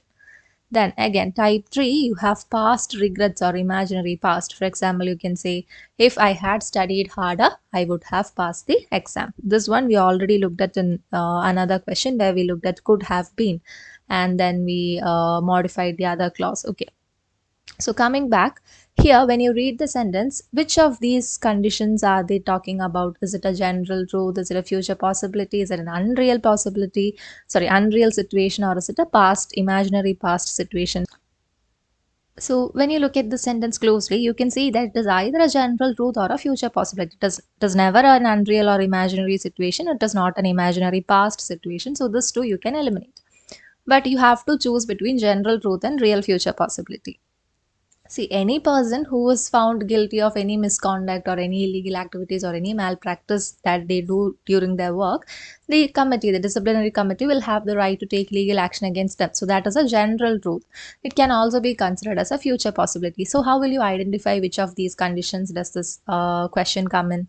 See, if it is a future possibility, the if clause will be in the simple present. The if clause will be in the simple present, and the main clause will be in the simple future tense. The main clause will be in the simple future tense. For example, if it rains tomorrow, I will stay at home. I will stay at home. If it rains tomorrow, I will stay at home. Or if it is sunny tomorrow, we will go for a picnic. So either way, the if clause will have the simple present and the main clause will have the simple future tense. But look at this sentence. See, and in general truth, in type 0, the if clause will again be in the simple present. The if clause will again be in the simple present, and the main clause will also be in the simple present. The main clause will also be in the simple present. So if the statement belongs to type 0 or type 1, the if clause will be in the simple present. There is no change in that. But the main clause changes in the case of type 0, in the case of general truths, facts, etc. The main clause will also be in the simple present. For example, I told you, if you boil water, it evaporates. It evaporates. If you boil water, it evaporates. Or if you freeze water, it turns to ice. So there you have simple present tense in both the clauses. Both the if clause and the main clause will have the simple present tense. So coming to this sentence, you can see that the main clause, the disciplinary committee reserves the right to withhold her pending dues or initiate further legal action. Right. So both of these are written in the simple present tense. Both of these are written in the simple present tense. So you understand that the sentence is in the type 0 conditional or in the general truth. And in the case of the type 0 conditional, the if condition or the if clause should also be in the simple present tense. But instead of the simple present tense, here they have used the base form of the verb, which is wrong. So how will you change it? You have to change it to is. If she is found guilty of any misconduct during her tenure, the disciplinary committee reserves the right to withhold her pending dues or initiate further legal action. Okay, see, if the sentence was a disciplinary committee will reserve the right or they will exercise the right to withhold her pending dues, then again it can be considered as a type 1 conditional. So here you don't have to even distinguish between type 0 and type 1, because you know that in both these conditionals the if clause will be in the simple present tense. But here instead of being in the simple present tense, they have used the raw form of the verb or the base form of the verb, which is be. So how can you convert it into simple present tense? You can convert be into is. So if she is found guilty of any misconduct during her tenure, the disciplinary committee reserves the right to withhold her pending dues. Okay. Now, in some textbooks or in some explanations, you may even see this as a type 1 conditional. It is not wrong to consider it as a type 1 conditional because it tells you about a future possibility. But in order to indicate the future possibility, there should be at least one verb that indicates a future tense, which is not present in the sentence. So it is more accurate to describe it as a type 0 conditional because it is talking about a fact. So it comes under type 0. Okay. Either way, the if clause should be in the simple present tense. Coming to the 70th question. So now look at this question. What the council could not anticipate was that the regulatory changes, sudden as they seemed, were in fact a culmination of several years of there being dissatisfaction within the sector. So see, what differed in 2025 from the earlier shifts was that instead of asking the very advanced concepts, very confusing topics, they relied on the basics of grammar. They relied on the basics of grammar. They were actually testing whether the aspirant was aware or was informed of the basics of grammar, basics of English, if they had the basic knowledge of English, not the advanced concepts, not the confusing things, if they knew what English was, if they knew the very minute things that were necessary to, necessary as a beginner for English language, okay, beginner of English language. So that is what differed in the 2025 shifts. What happened is that we all have been trained for looking at the very difficult things. Like immediately, we as soon as we see a question, we look at the subject verb agreement, we look at the uncountable nouns, the transitive verbs, all these things. We are familiar of all this, but we lack the basics. Right. So that is what happened in the 2025 shifts. And that is why most of the students felt that English was difficult. But was it actually difficult? No. The problem was that we knew all the advanced things, we just forgot the basics. Now in this question, any person who has the basic knowledge of grammar will not find this question difficult. But for somebody who has just by hearted a set of rules and who have just worked out certain previous year questions may find this question difficult. Do you know what is the difference? Because the first person, they know about the basics of grammar. They are well informed of the basics of grammar, whereas the other person, they just follow the trend of the previous year questions. So that doesn't work anymore. Okay. Now, importance is given to the actual knowledge of grammar. So how can you identify that? What is the error in this question? See, when we studied prepositions, we said that a preposition is always followed by an object. A preposition is always followed by an object. And what constitutes an object? What constitutes an object? Is it a verb? No. Is it a conjunction? No. Is it, say, a clause? No. But what constitutes an object? An object can either be a noun, a pronoun, or a noun phrase. A noun, a pronoun, or a noun phrase. Now, what is a noun phrase? It is an adjective plus noun or a determiner plus noun. That is what a noun phrase is. So, an object can either be a noun, a pronoun, or a noun phrase. And the preposition must directly connect to an object. There should not be any other words in between the preposition and the object. It should directly connect with the object. Look at the sentence. Where can you find a preposition that is not followed by an object? See, here you have of, which is a preposition. And after of, you have several years, which is a noun phrase. You have the modifier or the determiner several, and then you have the noun years. So, of several years, that is okay. You have a preposition and an object. Next, again, you have of. But is of followed by a noun? Or is it followed by a noun phrase? No. You have two words, there, being. You have two words, there, being. This is not necessary. It has to directly connect to a noun or a noun phrase. Where is a noun? Here is a noun. Dissatisfaction is the noun in this case. So it has to, the preposition of has to directly connect to dissatisfaction. You should not place any other words in between preposition and object. See, that is what I told you. This is the basic thing that you study. This is the first thing that you study when you study the concept of prepositions, right? So as soon as you start the topic prepositions, you would study that preposition is always followed by an object. But do you give actual importance to that concept? No, we'll all study the fixed prepositions, we'll all study the differences between at, in, on, etc. But we will not give emphasis on the fact that a preposition is always followed by an object. And what have they asked here? They have asked about the most basic thing or the most fundamental concept regarding prepositions. So here the error is in part 4 because you do not connect other words in between a preposition and its object. So here the sentence will be, in fact, a culmination of several years of dissatisfaction within the sector. Okay. Now, what is the meaning of there being? There being. When do you use there being? It is actually an absolute phrase. An absolute phrase, or something you can say that it is a modifier, or the actual meaning of there being is because there is. Because there is. Or you can say since there is. Since there is. This is the meaning of there being. For example, you can say there being heavy traffic.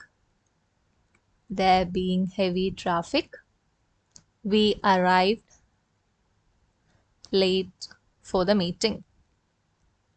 There being heavy traffic, we arrived late for the meeting. So here there being means since there was heavy traffic or because there was heavy traffic, we arrived late for the meeting. So in these sentences, you can use there being, but you should not use that in between a preposition and its object. Okay. So here the error lies in part 4. So you must be aware of the very basic concepts too, not just the important, not just the confusing things, not just the advanced concepts, but the very basic, very fundamental concepts of grammar. Next question. In response to an alarming spike in fraudulent transactions, the bank introduced mechanism to verify customer identities using two-factor authentication, biometric checks, and behavioral patterns. In response to an alarming spike, what a spike? Growth or rise. Okay, growth or rise, alarming spike in fraudulent transactions. Fraudulent means fraud transactions or scam transactions. The bank introduced mechanism to verify customer identities using two-factor authentication, biometric checks, and behavioral patterns. So here you can actually see the error you can find out very easily, which is the part that contains the error. The part that contains the error is part 2. It is part 2. You have mechanism to verify three different things. You have a particular mechanism, or you have a particular system to verify three different things. You can check the two-factor authentication, you can check for biometric checks, and you can also check for behavioral patterns. So you have multiple things here, but you just have a singular subject here. You have multiple things here, but you just have a singular subject here. So this is wrong. You can either say the bank introduced mechanisms. The bank introduced mechanisms. This is one way of improving the sentence. Or else maybe one single system can check for all the three. In that case, you have to do the bank introduced a mechanism. A mechanism.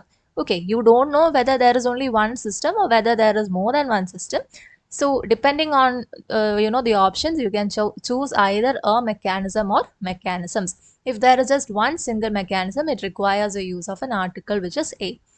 And if you have more than one mechanism, then you have to make use of the plural verb mechanisms, plural word mechanisms. Okay. So again, as I told you, is it a very difficult concept?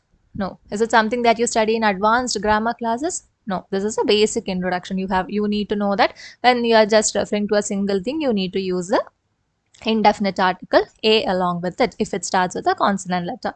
And if you are referring to a plural subject, then you have to use a plural word for that. So this is something that you know, and that is being tested here also. Next question. Among all the diplomatic envoys stationed in the conflict zone, she is undoubtedly more trusted and relied upon by both factions of the civil war than any other ambassador. Among all the diplomatic envoys stationed in the conflict zone, she is undoubtedly more trusted and relied upon by both factions of the civil war than any other ambassador. What is the error here? See, you have among all the diplomatics, among all, which means that you have more than two. When you want to do a comparison, when there are more than two people, which degree of adjective do you use? When you have more than two, you make use of the superlative degree. You make use of the superlative degree. But here what have they used? She is undoubtedly more trusted. More trusted. More is used for comparative degree and most is used for superlative degree. And comparative degree is used when you have two, when you want to make a comparison between two people or two objects. So when you have two people, you can use a comparative degree. But when you have more than two people, then you have to use a superlative degree. So here it is not she is undoubtedly more trusted. It is she is undoubtedly the most trusted. The most trusted, and you need to know that you use the article, the definite article, the, along with the superlative degree. The most trusted, the most beautiful, the most honest. Okay. So the part that contains error is option 2, because here you have more than two comparison, like more than two people or more than two objects, and then you have to use a superlative degree. Next. She speaks more persuasively than she writes, which, according to her critics, makes her a better orator rather than an accomplished communicator.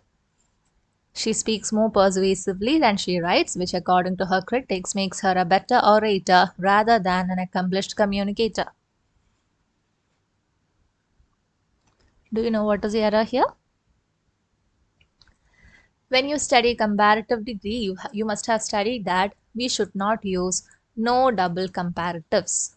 No double comparatives. For example, we do not say more softer. More softer. Do we say more softer? You simply say softer. Why? Because softer is itself the comparative form. You do not need more along with it. Similarly, you will not say more uh, slower. More slower. Do you? No, because why don't we say more slower? Because again, er slower, that is itself the comparative form. You don't need this also. Similarly, more better. More better. Do we use more better? No. Why? Because better is itself the comparative form. The use of another comparative form along with it is wrong. So you do not use double comparatives. You will never use double comparatives. Look at this question. How many comparative forms can you find here?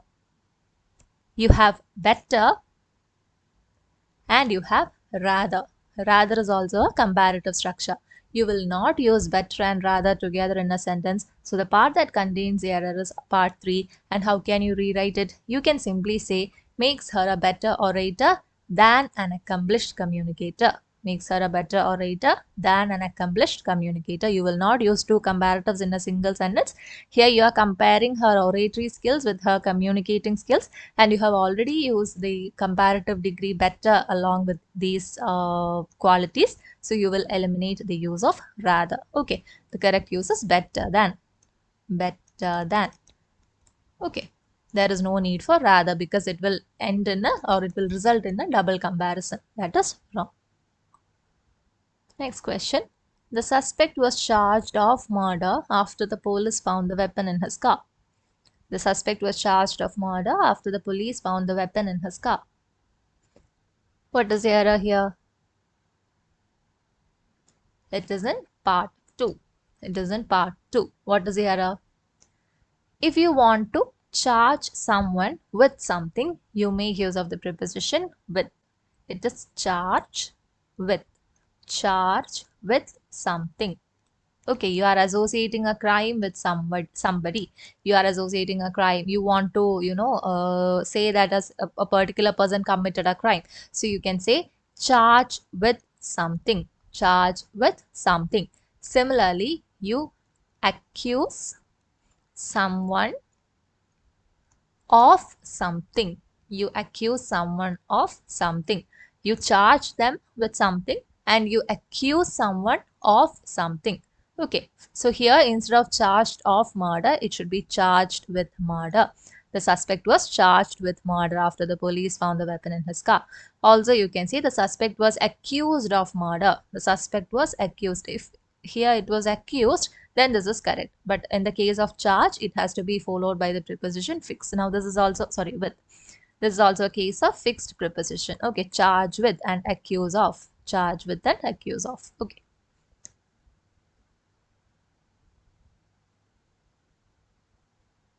We walked across the riverbank and rested under the old bridge. We walked across the riverbank and rested under the old bridge. What is the error? See here, across. Here the question is based on prepositions. Prepositions of direction or movement. Prepositions of direction or movement. What are certain prepositions of direction or movement? You have into, you have through, then you have on to, then across, along, then over, above, etc. So all these are examples of prepositions of direction or movement. And one of the very often repeated prepositions is across and along. Across and along. Now this is something that is confusing. People interchangeably use across and along, but there is an exact difference between the use of the two prepositions. What is the difference between the two? Across. Across means crossing from one side to the opposite side. See, if you have a road here, and you have the pedestrian crossing here. So you are on this side, and when the signals turn green for you, you walk across the road. You walk across the road, which means that you are crossing from one side to the opposite side. You have a classroom. You have a classroom. You enter from the door here. There are two rows of tables and desks. So you enter from the door here and you walk across the class to this side of the seat or the side of the class. Okay, so here also you are moving from one side to the opposite side. You are moving from one side to the opposite side. So you are moving across the classroom. Now, along means you are following a path or moving parallel to the length of a line, road or river. Along means you are following a path or moving parallel to the length of a line, road or river. For example, here there is a river.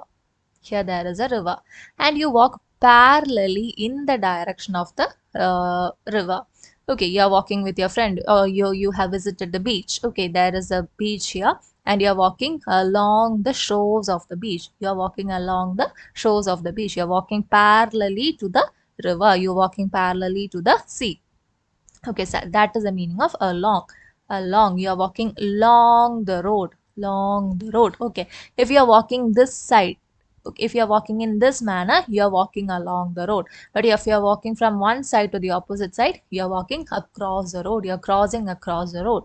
Okay, so that is the meaning of across and along. You are crossing something, but here you are walking parallelly in the direction of a road or a river. So that is the difference between across and along. Now coming back to the question, we walked across the river bank. Can you walk across the river bank? See, you can go across the river. You can go across the river. You can go from this side of the river to the other side of the river. That is okay. But you cannot walk across the river bank. What is a river bank? This is a river bank. The sides of the river. This is the sides of the river. So you cannot walk across the river bank. Okay. You walk along the river bank. You walk along the river bank. You walk in this direction or you walk in this direction. So you walk along the river bank. Next question. The victim went to the police station to lodge a FIR. The victim went to the police station to lodge a FIR. Yes, it is very simple. The error is in part 4. Why is it wrong? Because it is not a FIR, it is an FIR. An FIR. Why is it an FIR? You must have studied that you have two sets of articles, the indefinite and the definite. Which are the indefinite articles? You have a and an, and the definite article you have the. When do you use a? When do you use an? A is used for words that begin with a consonant letter and an is used for words that begin with a vowel letter. In that case, you must be wondering here A is placed. Why? Because the next word begins with F, which is a consonant letter. So isn't it correct? No, it is not correct. Why? Because it is not actually letters. You're not actually looking at the letters. You're actually looking at the sounds. You're actually looking at the sounds. You say that A is used for words that begin with a consonant sound. A is used for words that begin with a consonant sound. And an is used for words that begin with a vowel sound. Vowel sound. Letters and sounds are different. A letter that may appear as consonant may not begin with a consonant sound. It may begin with a vowel sound. Why? Because when you say FIR, FIR, see, the consonant letter F has a sound F. F. Okay, you say fun, fun. You say fish, you say four. In all these cases, it begins with the vowel letter, it begins with the consonant letter F and it sounds like a consonant sound F. Okay, but look at the word FIR. FIR. You are not saying FIR. You are not saying FIR. You are saying FIR. FIR. So it begins with a vowel sound A. It begins with a vowel sound A. So here it should be an. It should be an. Similarly, you say an MBA graduate. An MBA graduate. Why is it not a MBA graduate? Because the sound of M is M. The sound of M is M. You say money. Money. Similarly, you can say monkey. A monkey. A monkey. Because it starts with the sound M. But at the same time, in the case of MBA, you say MBA. MBA. Again, it begins with a vowel sound a. It begins with a vowel sound a. So you have to make use of the article an. Okay. Similarly, an FBI agent. An FBI agent. Here also not saying FBI. Are you saying FBI? No. You are saying FBI. FBI. Again, it begins with a vowel sound, so it has to begin with a, it has to use a article an. Okay. So remember that you use articles based on the beginning sounds and not letters. Beginning sounds and not letters. See, an honest man. An honest man. Why have we used an here? It begins with a consonant letter, right? But we start or we pronounce the word as honest. We pronounce the word as honest. We do not say honest. We do not say honest. So even though it has the letter H, the pronunciation only has the vowel sound at the beginning. So you have to make use of the article and. Okay, so that is something that you have to keep in mind. Articles are used according to the beginning sound, not the beginning letter, the beginning sound. In smaller classes, it is okay to study that we use a along with words that begin with a consonant letter. We use and that begins with a vowel letter. That is okay, but that is when you're studying in lower classes. But now you are graduates. Now you are, supposed to handle office work, and also there you have to change the definition. You have to understand it very clearly. That it is not the letter that you're looking at. It is the sound that you're looking at. It is a sound. Okay. So take note of this.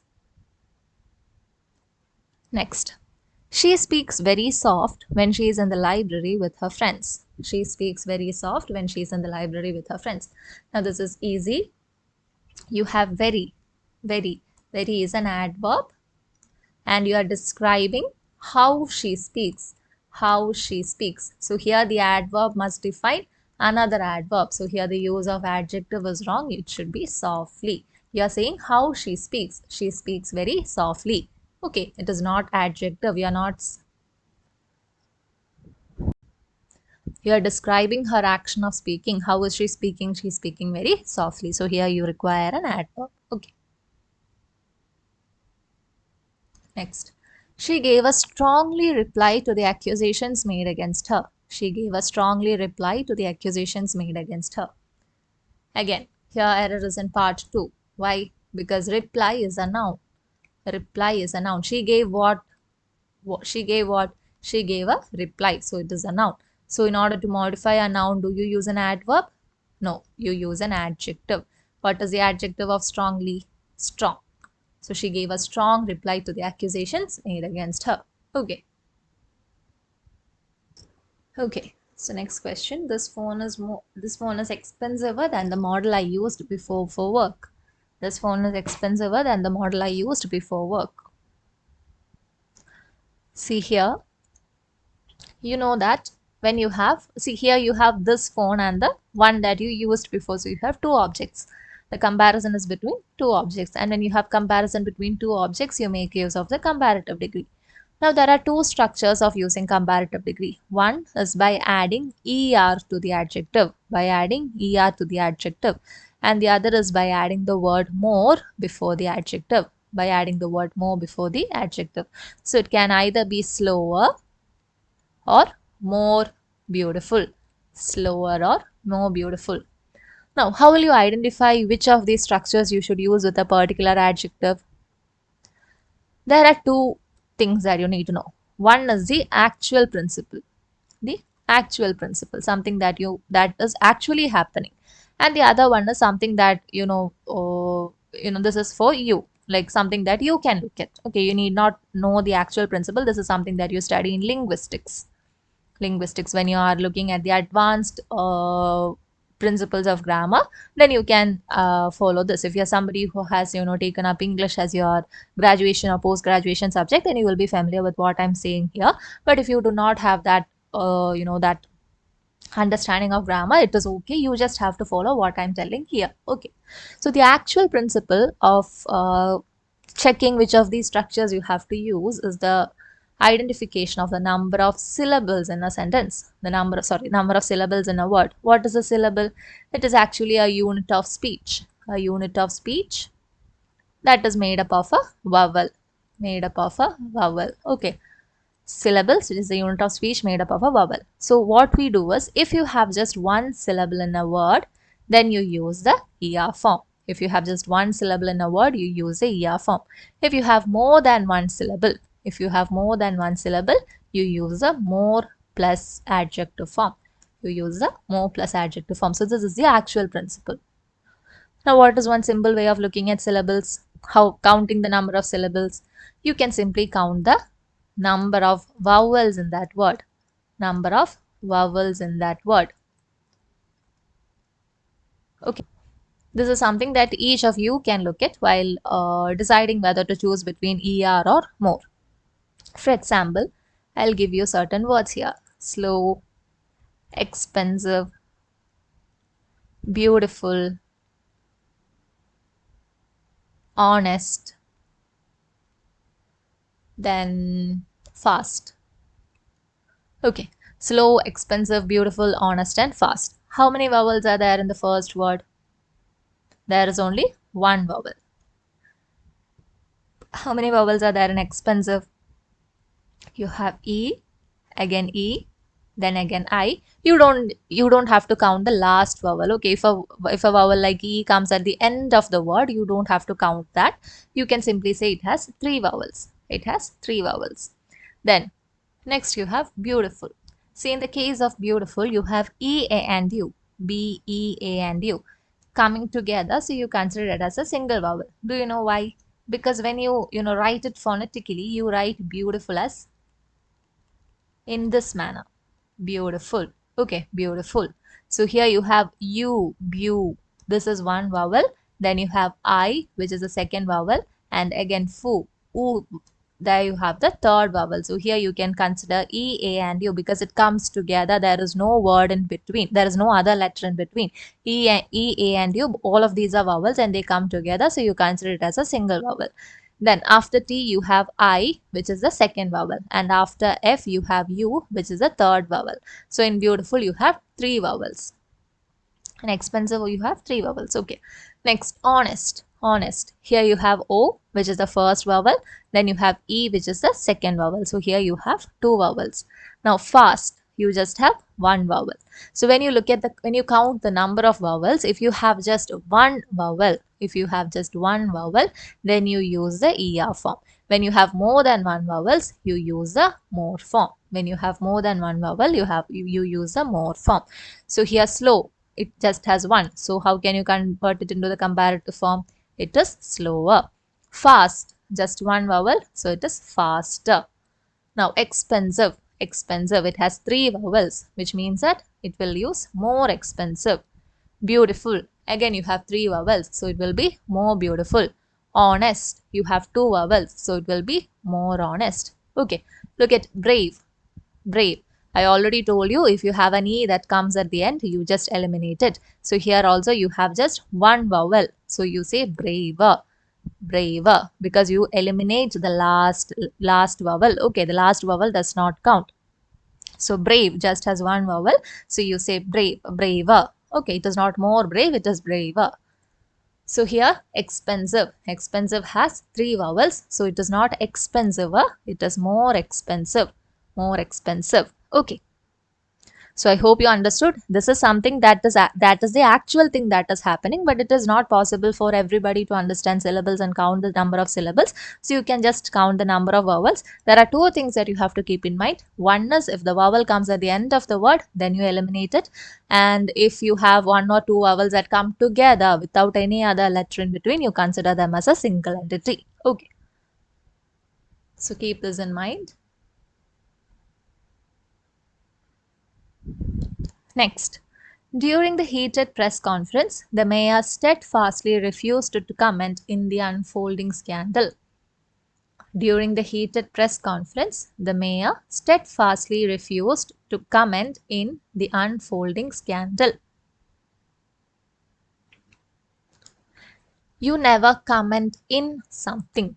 You comment on a topic. You comment on a topic. You comment on something. Okay, it is not comment in, it is comment on. refused to comment on the unfolding scandal. Okay. Steadfastly means firmly. Steadfastly means firmly. The mayor firmly refused to comment about the unfolding scandals or comment on the unfolding scandal. It does not comment in. Next. The train will be reached the station before sunrise tomorrow. The train will be reached the station before sunrise tomorrow. What is the error here? See here, the train is the subject. The train is the subject. And when the subject comes at the beginning of the sentence, you know that it is in the active voice. It is in the active voice. But you know that will be reached or will be plus V3. Will plus B plus V3. B plus V3. This is in the passive form. This is in the passive form. So you know that the error is in part 1 because the sentence is in the active voice. The action is done by the subject. You have the subject plus the verb plus the object. So here it is in the active voice, but the structure will be plus V3. Will be plus V3 is in the passive structure. So that is the part that contains the error. So you know it is not will be reached. Now if this question comes for sentence improvement, how will you improve the sentence? Instead of will be reached, how can you say? You're talking about an action that will be completed before another specific time in the future. Right, the sunrise is happening tomorrow, which is a future event. The sunrise tomorrow is a future event, and you're seeing that the train reaching the station will happen before this future event. The train reaching the station will happen before this future event. So in order to indicate an action that will be completed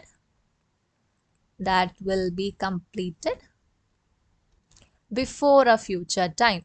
An action that will be completed before a future time. Which is a future time here? The sunrise that is happening tomorrow. And what is the action that will be completed before the future time? It is the arrival of the train. So when you want to denote an action that will be completed before a future time, you make use of the future perfect tense. You make use of the future perfect tense. What is the structure of the future perfect tense? It is will have plus V3. Will have plus V3. The future perfect tense. So instead of the train will be reached, you say the train will have reached. Will have reached. Okay, so if it comes for sentence improvement, you have to change it to the train will have reached the station before sunrise tomorrow. But if it does ask for error detection, you need not even look at all these things. You just need to know that will be plus V3 is used in the passive structure, but the sentence here is in the active voice. That is a part that contains the error. Okay.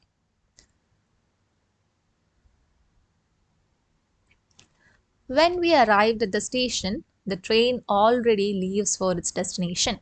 When we arrived at the station, the train already leaves for its destination. So this is the sentence that talks about two events that happened in the past. Two events in the past, where one happened before another. One happened before another. We are talking about two actions or two events that happened in the past where one happened before another. Which of these happened earlier? When we arrived at the station, the train already leaves for its destination. So by the time you arrived at the station, the train already left. So which is the first action? Which is the earlier action? The earlier action is the train leaving the station. Train leaving the station. That is the first or the earlier action. And your arrival at the station. Your arrival at the station is the second event, second of the two past events at the station. Okay. So which is the event that happened before the other one? The train leaving happened before your arrival at the station. Now, in such a case, the first event or the earlier event is written in the past perfect tense. It is written in the past perfect tense. What is the structure of the past perfect tense? Had plus V3. The earlier of the two events. Okay, the earlier of the two events. Earlier of the two events is written in the past perfect. And the later of the two events. The later of the two events is written in the simple past. It is written in the simple past. The simple past structure is V2. Okay, V2.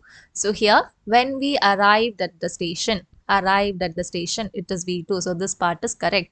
The train already leaves. The train already leaves. This is wrong. Why? Because it has to be written in the past perfect. And what is the past perfect tense? It is had plus V3. So you say the train had already left. The train had already left because it is the earlier of the two actions. Okay.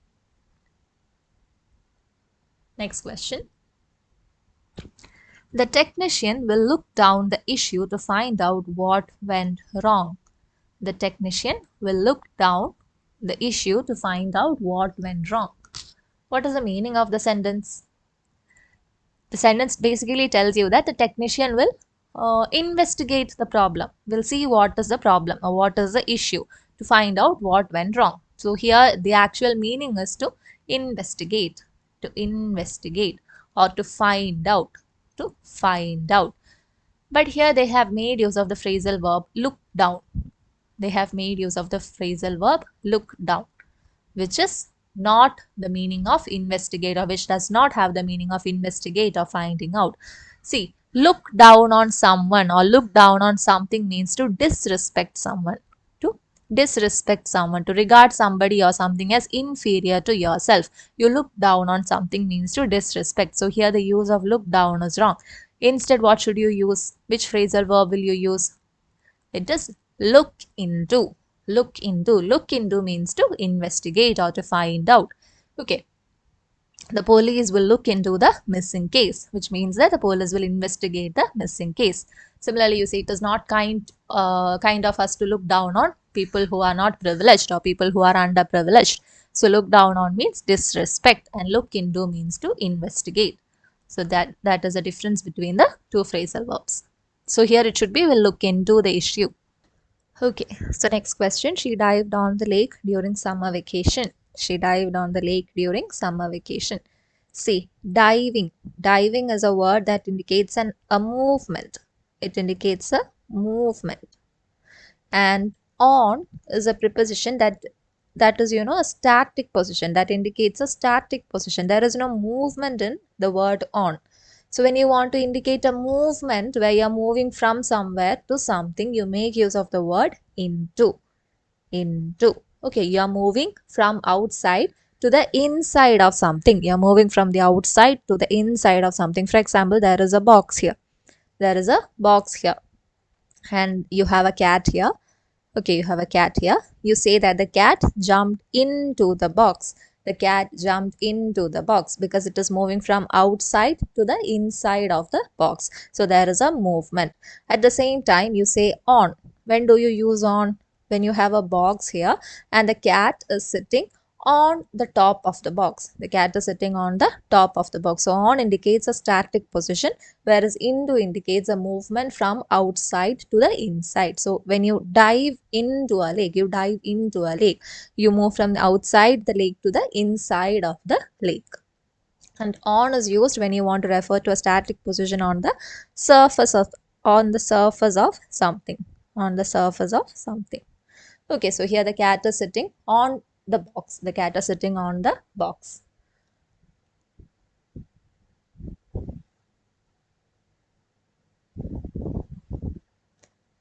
Next, she usually is forgetting her keys at home. She usually is forgetting her keys at home. Do you know what is the error here? How can you identify the error here? See, usually is an adverb that indicates a frequency, right? Usually, always, rarely, all these are adverbs of frequency.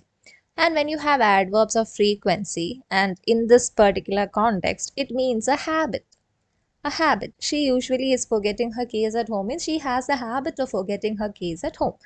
And you have an adverb that indicates a frequency. So it is a habit or a routine or a general statement, something like that. And in those cases, you have to make use of the simple present tense. Simple present tense. So you cannot use a continuous tense. There is no continuity in that. It is a general statement. It is something that always happens. So it is a habit or a routine. So when you have adverbs of frequency that indicates a routine or a habitual action, you make use of the simple present tense. So it is not is forgetting. It is she usually forgets her keys at home. She usually forgets her keys at home. Similarly, you can say she usually goes for a walk after dinner. She usually goes for a walk after dinner. It is not she usually is going for a walk at dinner. That is wrong. You cannot use continuous action after adverbs of frequency that denote a habitual action or a routine. Okay. So it basically tells you a routine or a habitual action or a general truth, and in that case you have to use a simple present tense. Now this is applicable to all general truths. You have to use a simple present tense whenever you are talking about a general fact or a general truth. That is why we say the sun rises in the east. The sun rises in the east. Why? Because it is a habitual action. It happens daily. It is a general truth. You never say the sun is rising in the east. No, you never say that. It is always the sun rises in the east. The water boils at 100 degrees Celsius. Why? Because it is again a general statement. Every time the water boils at 100 degrees Celsius, no matter where you are at, it always boils at 100 degrees Celsius. So in all the cases, you have to use the simple present tense. Next, he attended an unique workshop on digital marketing. He attended an unique workshop on digital marketing. See, we earlier looked at the difference between the use of the articles a and an depending on the vowel sounds and the consonant sounds, right? Now, here you have unique. Unique. You might say that unique, you. It is a vowel letter, right? So shouldn't we use an? Isn't it correct?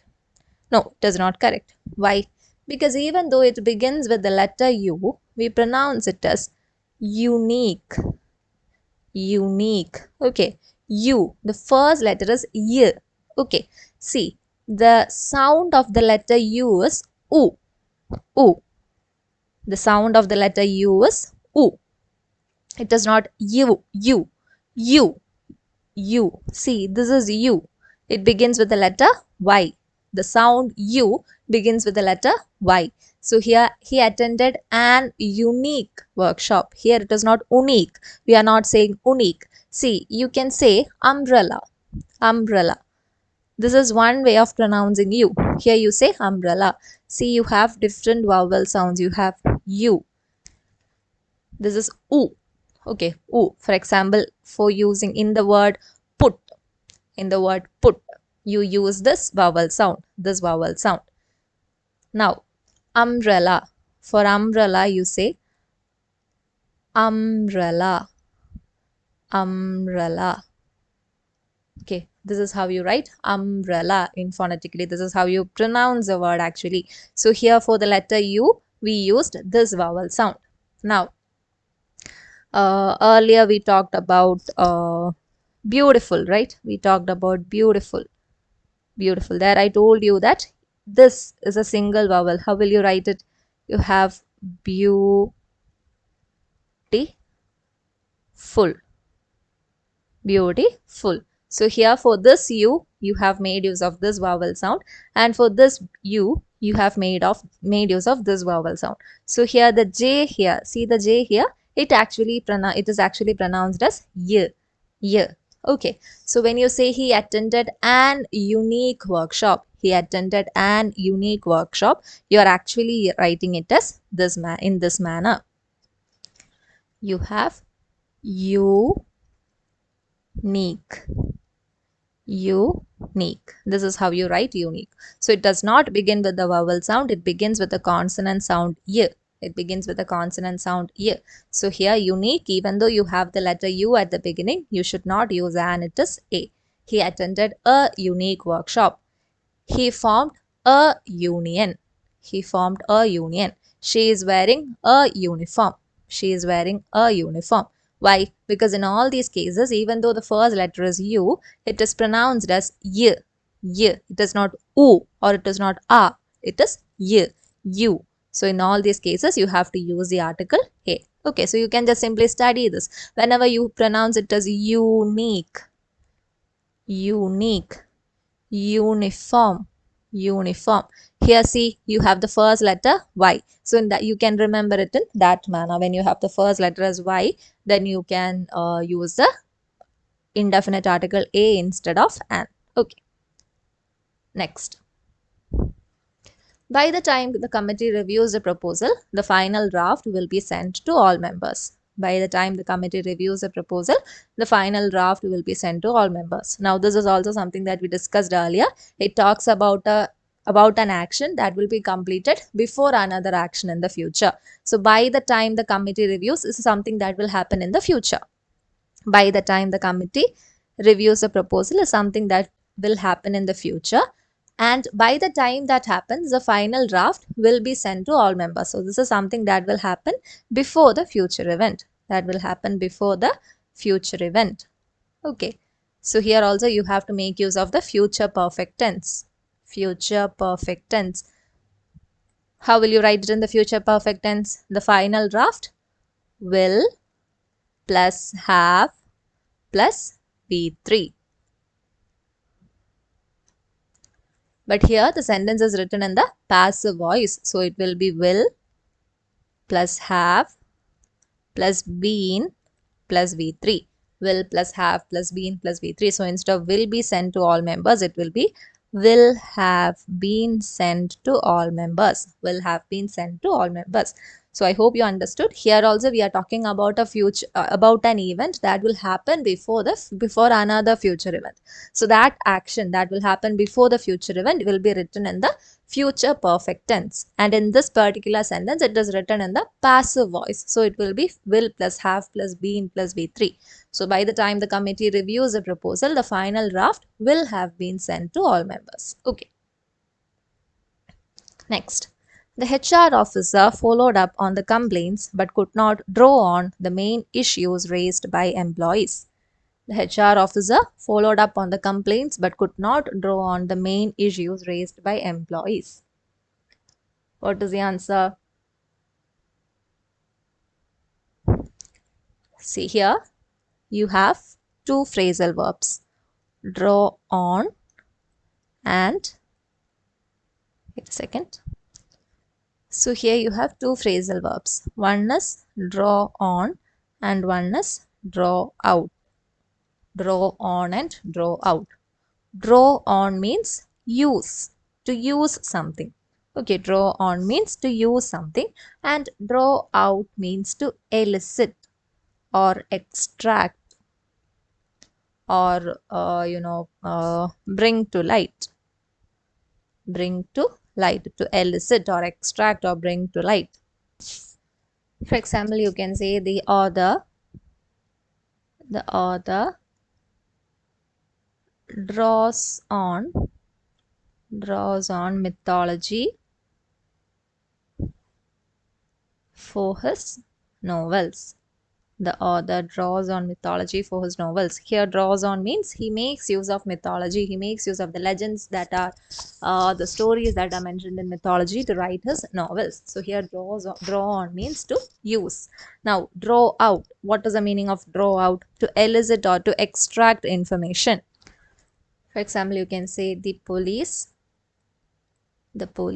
tried to draw out evidence from the witness. The police try to draw out evidence from the witness, which means that the police try to find out or to try to extract information related to certain evidences from the witness. Now, there is another meaning of draw out, which means to prolong or to extend. To extend or prolong. For example, you can say the director drew out the meeting for several hours, which means that he extended the meeting for several hours. He continued the meeting for several hours. Now, look at this sentence. The HR officer followed up on the complaints but could not draw on the main issues raised by employees. Here, what is the meaning? He tried to follow up on the complaints, but he was not able to identify or he was not able to extract the correct information related to the main issues. So here the phrasal verb that you have to use, draw out and not draw on. It is draw out. Okay, because here the HR officer was not able to find out or to bring to light the main issues raised by the employees. Okay. Next, the document was replete by errors despite several rounds of proofreading by the editorial team. The document was replete by errors despite several rounds of proofreading by the editorial team. Okay, so here this is another case of fixed preposition. See, replete. Replete means full of or filled with or abundantly supplied with. Okay, full of or abundant in. Abundant in. All these are meanings of replete. Now, replete is always followed by the preposition with. Replete with something. When you say something is repleted with something, it means that it is completely filled of a particular thing. Okay, so here replete with errors means the document was full of errors. So other words that are similar to replete with is full of, or you can say filled with. There is another word, teeming with.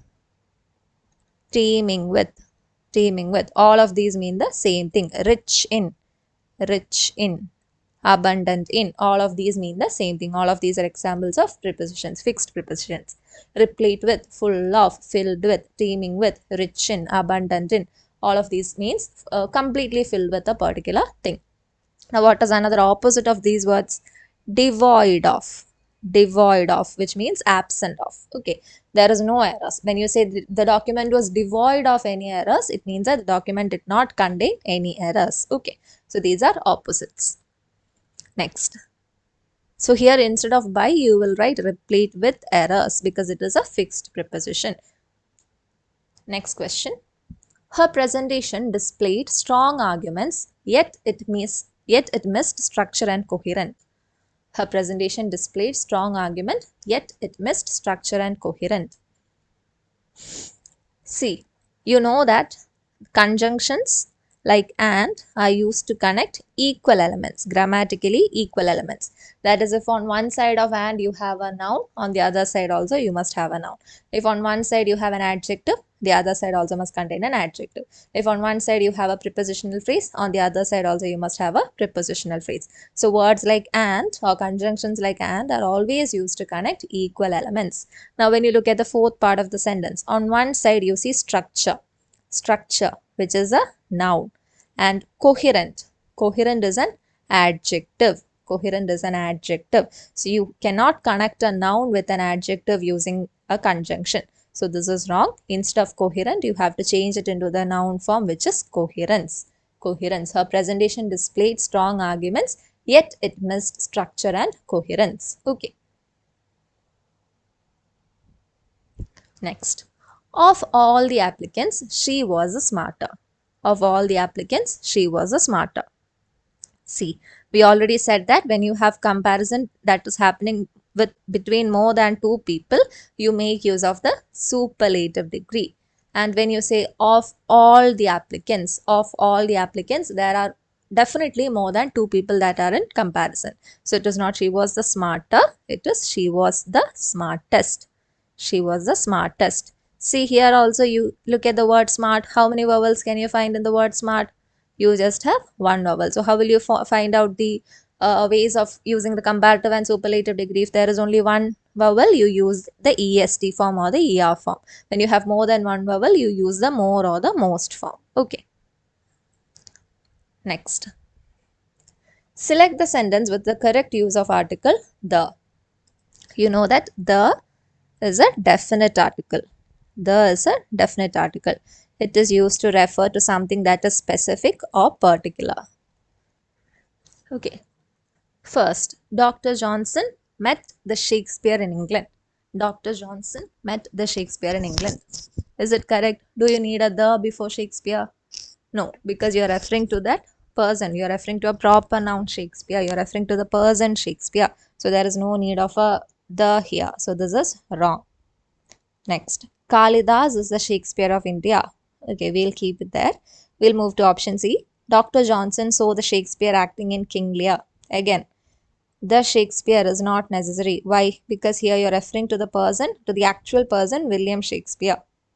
So there also you need not use the article the. Next, Dr. Johnson had instructed the Shakespeare to write the Tempest. Again, this is also wrong. Why?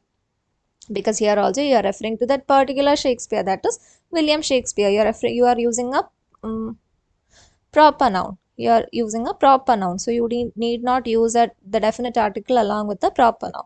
So this is also wrong. Now coming back to sentence B. Kalidas is the Shakespeare of India. Here is Shakespeare, the actual English playwright Shakespeare. No. Here you have made use of the proper noun, but in this sentence it acts as a common noun. It acts as a common noun. How does it act as a common noun? Because it attributes the qualities of the actual playwright to another playwright. You are saying that Kalidas is similar to William Shakespeare. Kalidas is similar to William Shakespeare, or you can say Kalidas has qualities that are similar to William Shakespeare. So here you can use the. Why? Because you are referring to the proper noun, but in the context of a common noun. So this is the correct sentence. Okay. Look at the explanation. Proper nouns generally do not take articles. However, when a proper noun is used as a common noun to represent qualities, then the definite article thus applied before it. Okay. Next question. He prevented me from get lost when we drove back from the airport. What is the answer? Again, you know that from is a preposition. From is a preposition. So any time you come across a preposition, it should be followed by an object, which should either be a noun or a noun phrase. But here you have a verb, get lost. Get lost is a verb. But you know a structure where a verb can act as a noun. You know of a particular structure where a verb can act as a noun. Which is that structure? It is the gerund. How will you form the gerund? You add an ing to the verb, and then you will have a verb that acts as a noun. So here he prevented me from getting lost. Getting lost. See, this is a basic thing that you have to know. From, prepositions are always followed by an object, and an object can only take the form of a noun or a noun phrase or a pronoun. And if there is a verb that comes after preposition, how can you change it into an object form? By adding ing to the verb. Then the verb can act as a gerund, and that will follow the structure preposition plus object. Okay. Or you can simply say that any verb that follows a preposition will always take the ing form. Why? Only then will it act as a gerund, and it can act as the object of the preposition. Okay. So he prevented me from getting lost when we drove back from the airport. Next. He has saw the movie 3 times already. He has saw the movie 3 times already. Now this is a very basic question regarding the use of tense. See, has, he has, which indicates the perfect tense. Which indicates the perfect tense. And whenever you have the perfect tense, you make use of the V3 structure. V3 structure, but so is the V2 structure. So you will change it to seen. He has seen the movie 3 times already. You're talking about the present perfect tense. Whenever you see words like has or have, you need to know that the tense is in the perfect structure, perfect tense. And along with the perfect tense, you have to make use of the V3. Depending on the voice, you can either add a B or the forms of B, or you can eliminate it. If it is in the passive voice, it will be has or have plus B plus V3. And if it is in the active voice, it will be has or have plus V3. Okay. Next. Which among the following sentences uses the article if required before the word honor correctly? See, we already talked about honest. I told you that though it begins with a consonant letter, the pronunciation begins with a vowel sound. We begin it with O, honest. So will you use a or an? You will use an. Now look at these options. In the first you have the, it is wrong. In the third you have no article, which is also wrong. Now in the fourth sentence you have used a, which is also wrong. So the correct option is B. Because H is silent, we begin it with the vowel sound honest, O. Therefore we use the indefinite article and before it. Okay. Next. No sooner he had arrived than the meeting started. No sooner he had arrived than the meeting started. Again, we discussed this already. When you have negative adverbs or restrictive adverbs like rarely, hardly, scarcely, barely, no sooner, etc. in the beginning of the sentence. Also little, seldom, etc. Okay, I have explained it in the solutions. See, when negative or restrictive adverbs like no sooner, hardly, scarcely, barely, seldom, little, etc. begin a sentence, then there should be inversion. The auxiliary verb must come before the subject. This is mandatory. This is compulsory. Okay, whenever you have these words that come in the beginning of a sentence, make sure that you invert the structure only when it comes in the beginning. See, we already discussed a question. Little did he know. Little did he know. And then there was some other sentence. So here little came in the beginning, and here we have inverted the structure. The auxiliary verb comes before the subject. Okay, so this is something that you have to keep in mind. So here also you have no sooner, which is a restrictive adverb. Since it comes at the beginning of the sentence, you have to invert the structure. So had comes here, and after had will, after the auxiliary verb will the subject be. So no sooner had he arrived than the meeting started. Okay, no sooner had he arrived than the meeting started. Okay. Next question. He divided the sweets between his 5 friends. He divided the sweets between his 5 friends. Again, you have to know the difference between and among, and between, among and amid. Between, among and amid. See, between, we usually say that it is used for two objects. When you want to divide something between two objects or between two people, you make use of between. Now, it can also be used for more than 2 items if they are named individually and viewed as separate. For example, look at the sentence. See, the path lies between the 2 large trees. Between the 2 large trees. So, here you have 2 objects. You have 2 trees and there is a path in between the 2 trees. So, here between can be used for 2 distinct or 2 objects. But at the same time, look at the next sentence. A trade deal was signed between the US, UK and France. A trade deal was signed between the US, UK and France. So here you have 3 different entities. But what happened is that they are named individually and they are viewed as separate entities. You are not saying that a trade deal was signed between 3 countries. Then it is wrong. You cannot say a trade deal was signed between 3 countries. That is wrong. Why? Because you are not considering them as separate. You are considering them as 3 whole countries. That is wrong. When you have more than 2 countries, then you use among. But when you are naming it separately, you are naming each of these countries separately, then you can make use of the word between. Okay. Now, when do we use among? When you want more than 2 items or when you want to refer to a collective group. For example, a trade deal was signed among 3 countries. A trade deal was signed among 3 countries. Or the path lied among 5 trees or among a forest. Okay. So, in that case, you can use among. Now, amid. Amid is used when something is in the middle of a mass physical environment. For example, you say amid chaos. Amid chaos. Can you see chaos? No. It is an abstract situation or it is an abstract state. Okay, so you cannot see something. It is a mass. Okay, it is a mass. You cannot identify it as separate elements. You cannot identify it as discrete elements. So you can say amid chaos. Chaos is an abstract state or situation. So that is the differences between, among and amid. So between is used for 2 distinct items, and if you are naming it separately, it can also be used for more than 2 people or 2 objects. Now, among is used for more than 2 items or a collective group. And amid is used when something is in the middle of a mass or physical environment. Amid a crowd. That is also correct. Amid crowd. Okay.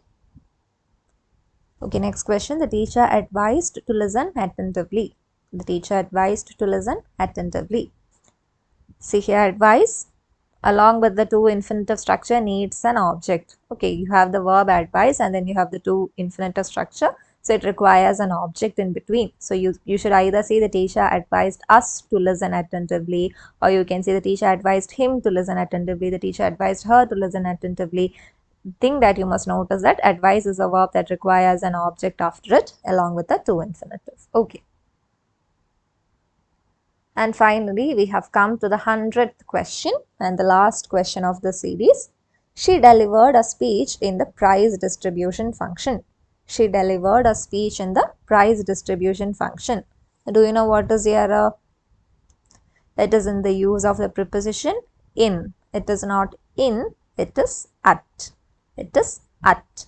When you want to refer to a specific function or a specific event or a particular event, you make use of the preposition at. Okay, it is at the party, at the meeting, at the function. Why? because you are referring to a specific event. You are mentioning that you are at the party, you are participating at the party. So events, occasions, functional gatherings, etc. require the preposition at.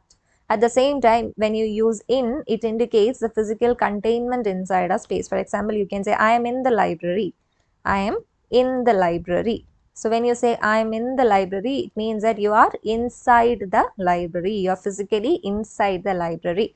At the same time, when you say I am at the library, I am at the library, what does it mean? It means that you are somewhere around the library. You are somewhere around the location of the library. But when you say I am in the library, you say that you are within that library. You have entered the library and you are physically inside the library. So that is the difference between in and at. When you are attending somewhere, when you are attending a function, when you are attending an event, you say at. You are at the party, you are at the meeting, you are at the function. Okay. So that is the last question. So with that, we have come to the end of our discussion of the top 100 questions of error detection that have been asked in SSC CGL 2025 exam.